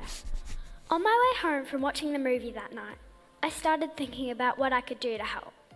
I started thinking about plastic straws. Now, look on the bright side here. Even if you feel that you've hit rock bottom in your life, even if, it seems like things couldn't possibly get worse, at least you've never attended a 9-year-old's TED Talk. Now, I don't blame Molly for not understanding this point. She's a child. I'm pretty sure that was TEDx, right? Like, that wasn't the actual TED Talk. Molly for not understanding. Bags of jellyfish, which is... I don't know. I can't see. My mum and I... But usually it's like a TEDx thing when they would bring somebody that's not like a expert in, and pretty much anyone can do those kind of talks. Fair. On my way... Yep, it was TEDx. I started thinking about what I could do to help. I started thinking about plastic straws. Now, look on the bright side here. Even if you feel that you've hit rock bottom in your life, even if, it seems like things couldn't possibly get worse, at least you've never attended a 9-year-old's TED Talk. Now, I don't blame Molly for not understanding this point. She's a child after all, but the plastic in the ocean is not really our rubbish, quote unquote. Actually, 95% of the plastic in the ocean comes from third world countries in Africa and Asia. Outside those countries... Whoa! I'm going to poke a big hole in what Matt Walsh just said. We ship a hell of a lot of our garbage to fucking Africa and Asia. It 100% is coming from us. What, do you think people over in Ethiopia are getting plastic fucking straws? Come the fuck on, Matt. Oh, Jesus. Brazil accounts for the most. So Western countries account for a comparatively minuscule amount of the plastic pollution. In fact, there are many countries with a fraction of the U.S. population that nevertheless produce exponentially more pollution in the ocean. And of the 5% of the problem that all of Europe, North America, and South America and Australia contribute to, an even tinier fraction is from plastic straws. So tiny that you... Well, I mean, they didn't say it was all the fucking plastic now, did they? Global investigation reveals America's dirty secret. According to promotional materials from America's plastic industry, it is whisked off to a factory where it is seamlessly transformed into something new. This is not the experience of Nguyen Thai Hong Tom, a 60-year-old Vietnamese mother of 7 living amid piles of grimy American plastic on the outskirts of Hanoi. Outside her home, the sun beats down on a Cheetos bag, aisle markers from a Walmart store, and a plastic bag from ShopRite, a chain of supermarkets in New Jersey, bearing a message urging people to recycle it. My God. Matt, way to lie to your audience. You could ban all plastic straws in all Western countries, and it would have basically no effect on the pollution problem at all. Not while places like Sri Lanka are still dumping all of their garbage directly into their rivers, which then go out into the ocean. Now, children don't understand these sorts of things or have this. Sri Lanka is dumping our trash. Our trash, Matt. Kind of perspective, which is understandable. And it's why when a child says, we should get rid of all the plastic straws and save the earth, the appropriate response is to pat them on the head and say, sure, little guy, that sounds great, and then proceed to ignore whatever they said. But that's not how our leaders responded. Instead, over the course of a few months, at the behest of a group of confused elementary school children, states and cities around the nation banned plastic straws. Many restaurant chains joined the party and pledged to get rid of all their plastic straws and move instead to paper straws. This switch was made all over the country, and now today, paper straws have mostly supplanted the plastic variety. Now, paper makes for a terrible straw on the... I don't eat fast food much, but I'm pretty sure that the last few drinks I've gotten had plastic straws in them. Merits, they dissolve in liquid, which is the opposite of what you want your straw to do. But at least we were told it's healthier and more eco-friendly. Even if plastic straws aren't really a huge problem, what's the harm in making the switch if it'll make, the planet a better, cleaner place? Even if in a very minuscule way.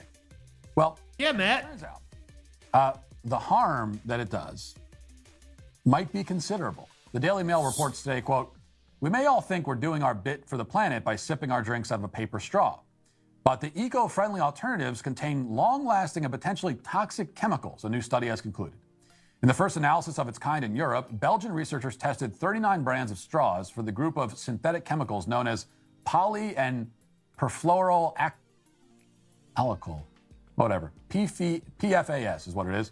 PFAS were found in the majority of the straws tested. He didn't even read this shit beforehand. I mean, I don't read this shit beforehand, but I'm doing like reaction content. I didn't put together a fucking piece. I'm also not getting paid millions of dollars like Matt Walsh. And were most common in those made from paper and bamboo. Hey, what are the chemicals in the plastic straws we've been drinking from, Matt? I would assume it's the same fucking chemicals. Synthetic chemicals are used to make everyday products from outdoor clothing to non-stick pans resistant to water, heat, and stains.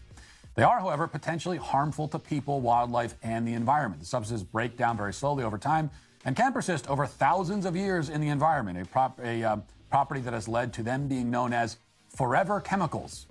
They've been linked to a number of health problems, including lower response to vaccines, lower birth weight, thyroid disease, increased cholesterol levels, liver damage, kidney cancer. These PFABs are found in plastics, Matt. And testicular cancer. Well, there you go. You might die of kidney cancer, but at least no sea turtles will have straws jammed up their noses. Instead, they'll just get cancer too. It gets even better reading, quote, analysis revealed the majority of the brands, 69%, contained PFAS, with different PFAS detected in total. Paper straws were most likely to contain the synthetic chemicals. The most commonly found PFAS has been banned globally since 2020. Also detected were another thing I can't pronounce, TFA we'll call it, and TFMS. In what percentage? In what amount? Because there are we have these PFOBs in our system now. We can't get rid of them. So if it's like a tiny trace amount in some chemical, of course. Yes. Ultra short chain PFAS, which are highly water soluble and so might leach out of straws into drinks. The PFAS concentrations were low, and since most people tend to only use straws occasionally, pose a limited risk to human health. However, PFAS can remain in the body for many years, and concentrations can build up over time. So that's the good news. Sure, the paper straws have lethal chemicals in them that are actually dissolving into your iced coffee as you drink it, but as long as you only use those chemicals probably got there because of the prevalence of plastic that we've put out into the environment. The exact thing that you're saying we shouldn't worry about. Matt, you fucking idiot. Right-wingers are morons.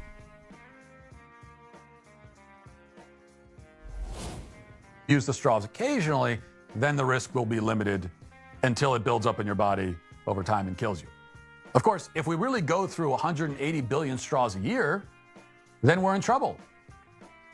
You know, because what we were told to begin with is that we don't use straws occasionally, we use them every day. So that's what we're left with.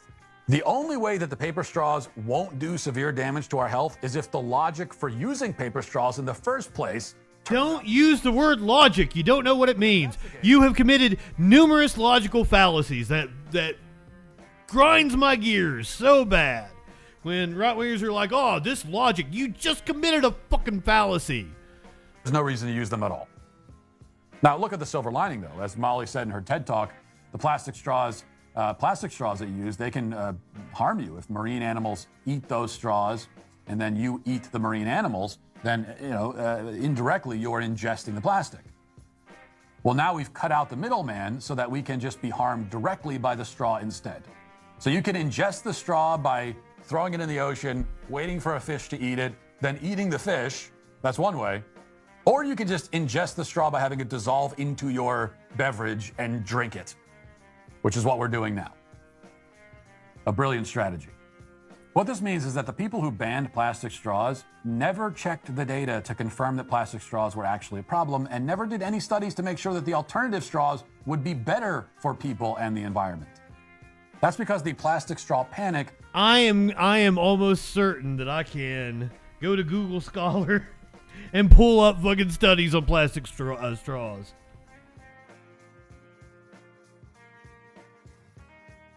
Let's do that over here.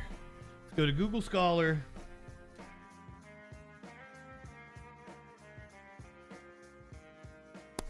This will give us scholarly articles. Probably been well studied. An overview of plastic straw policies in America, reducing marine pollution from single-use plastics, environmentalism or greenwashing response of South African value chain. See, plastic straw. Plenty of studies, Matt. But you have to misrepresent the argument. Just be like, oh, this 9-year-old said it, and they don't know what they're talking about.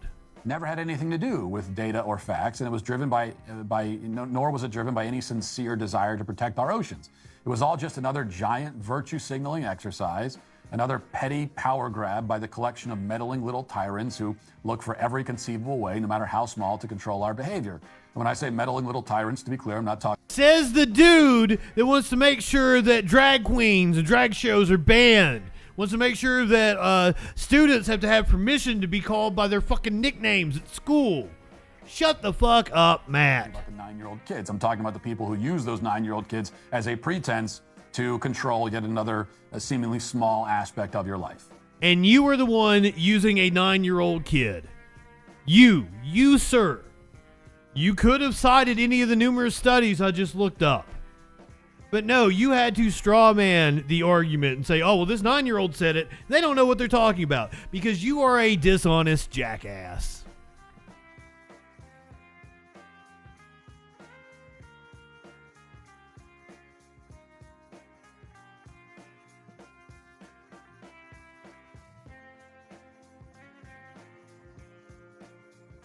Are you talking about when he testified in front of the Tennessee State House and got fucking slaughtered? That was fun to watch. Now, I mean, he doesn't always lie. JustinFREAKIN is a formidable voice in the culture.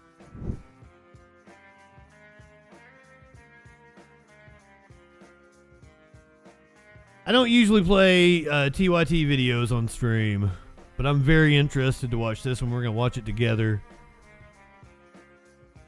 Apparently, a media bias group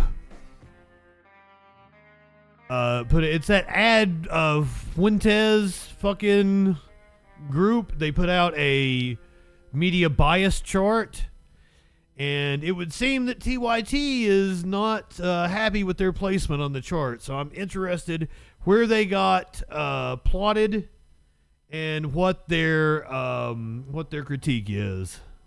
A new study by Ad Fontes Media claims to reveal biases among media sources, showing news organizations and where they stand in terms of their overall source reliability. BJ, my friend, we've probably played that video. I've had enough of Matt Walsh.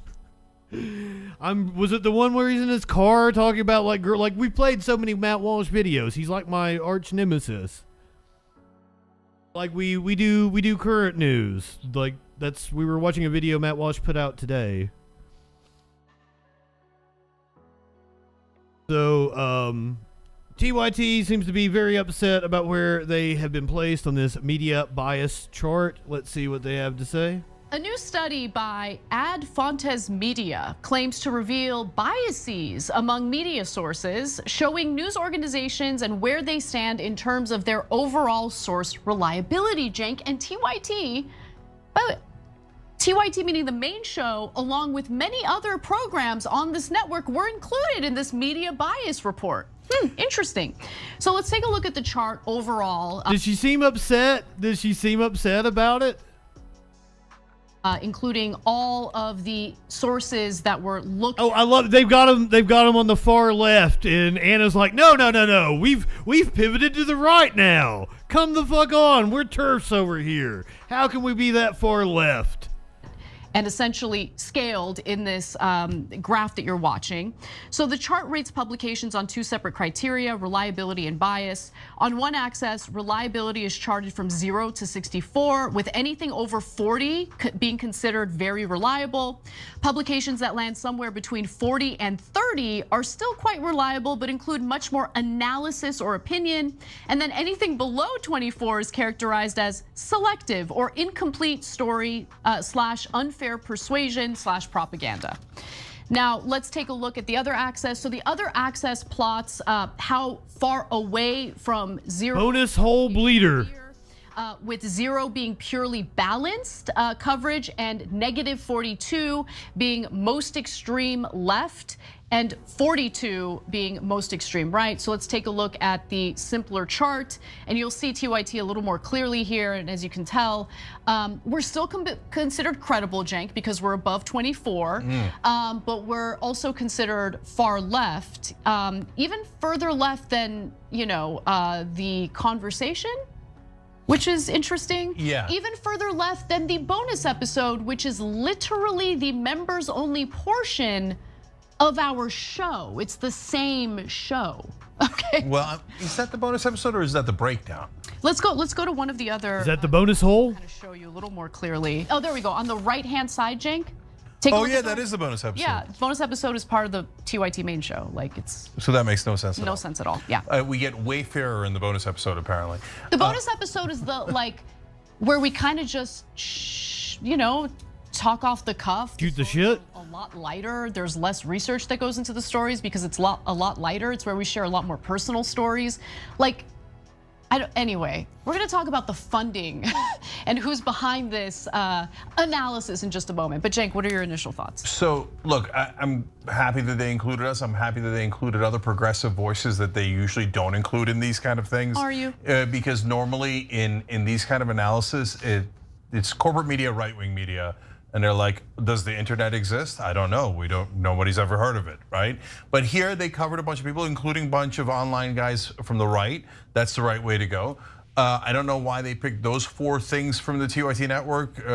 Indisputable's one of the largest growing shows on the planet. But I've never even heard of it. Most of our programming, including older shows, included. So that includes. I honestly don't think the chart was that far off.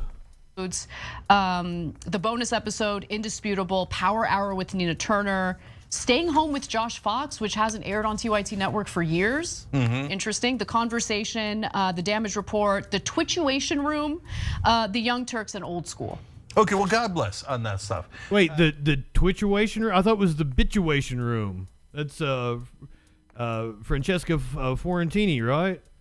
She's awesome. I'm amused that apparently Young Turks is fairer than Damage Report. Okay, but Conversation's way fairer than Young Turks. I like Iderola a hell of a lot more than I like either of you. Now to the main event. Guys, this chart is from the point of view of corporate media. So they have the CNNs and not Newsmax, but News Nation and all the outlets that are the most corporate as like the pinnacle, the objective, non-biased position is that the status quo is great. The establishment is great. Corporations are fantastic. Politicians are awesome. I don't think that's objective at all. I think that's massively biased. Well, why don't so the whole chart doesn't make any sense. Yeah. Why don't we take a look? I think it's important to take a look at who funded this analysis, right? Because they raised $4.2 million in order I'll agree with TYT on this, that it probably is corporatist. That they have included so much of our programming, including past programming, in this chart. Like they're really honed in on TYT and what we're up to, allegedly up to, because I think their analysis is full of crap. But it could have something to do with where they're getting their money from. So apparently one of the top funders for this research is Aon Partners. It's a private equity firm. Yeah, I fucking love Iderola. I mean, I don't watch a lot of TYT content, but like if I was going to, it's Iderola. Like John does a fantastic job. So I did a little bit of research on them, and I found on Crunchbase that this private equity firm specializes in something in particular. Let's go to graphic 7 here. Aon Partners acts as a principal and sponsor of opportunistic real estate investments. I would venture to say fuck them. Just maybe, my coverage of private equity firms and the impact on the real estate industry and residential housing didn't sit so well with the funders of this media analysis. I could be wrong, but it's something to consider. Yeah, so look, but that's how mainstream media is. They think, well, if you're... But they called you credible and just said you were to the left. You provide opinions and shit. Like, I don't think the chart was all that far off. Doing significant critique of the people in power, that's biased. Well, you're either biased from the left and you're attacking them from the left, or you're biased from the right and you're attacking them from the right. Obviously, the correct position is everything now is great and you shouldn't change anything about the system. So the thing that frustrates me is that might be obvious to us that doesn't make any sense and the whole graph is wrong, the way of thinking about it is wrong. But to them, I don't know about this particular group, but to the CNNs of the world, they genuinely don't see it. I mean, look, they've got Wall Street Journal as like super credible. Oh, wow. Could it be because the Wall Street Journal provides coverage? The Wall Street Journal's reporting is actually pretty good. The Wall Street Journal's editorial page is bonkers. And many people will point, like, if you go to the comment section of the editorial page, people will be like, I really wish the people that write the editorials in the Wall Street Journal would read the reporting in the Wall Street Journal. For corporate interests in American society? Meanwhile, could that be? I don't know. I'm just asking questions. Yeah. Meanwhile, Rupert Murdoch will say, I'm now against Trump, and Wall Street Journal will immediately start writing articles against Trump the next day. It's so obvious, right?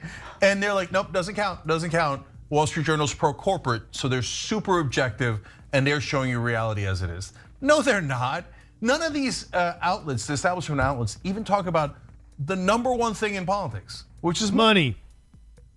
They don't even mention it in the context of bills, or in elections they only mention it as like, congrats to the one who I mean, they've got some points, but they're off on other things. And ultimately, you know, their placement on that chart, like, it doesn't matter. I just really wanted to take a few shots at TYT.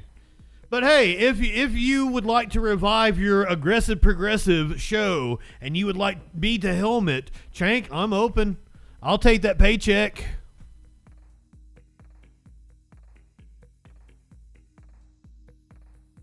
Come on, I would love to revive your aggressive progressive brand. Fits me perfectly. Come on, hire me. I'll take the paycheck.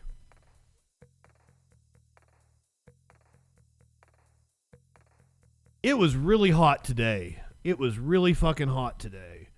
And what better way to cool off than taking a swim, right?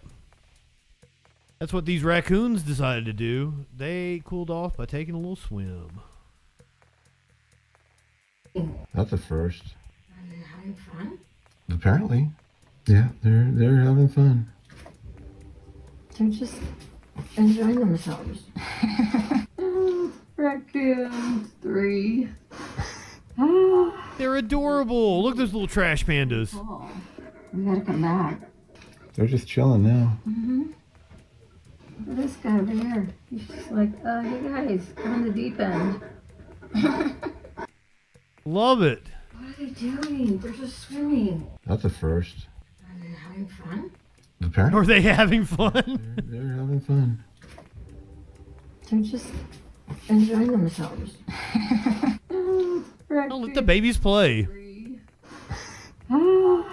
He's like, hey, this is pretty cool. You got a pool. They need to take a dip. Chilling now. Look at this guy over here. He's just like, hey guys, I'm in the deep end. Look at his little legs. What are they doing? They're just swimming. That's a first. Are they having fun? Apparently. Yeah, they're having fun. Go ahead, light one up, tip one back. It's all right to have a little fun before you hit the sack. I'm JustinFREAKIN. We'll see you tomorrow night.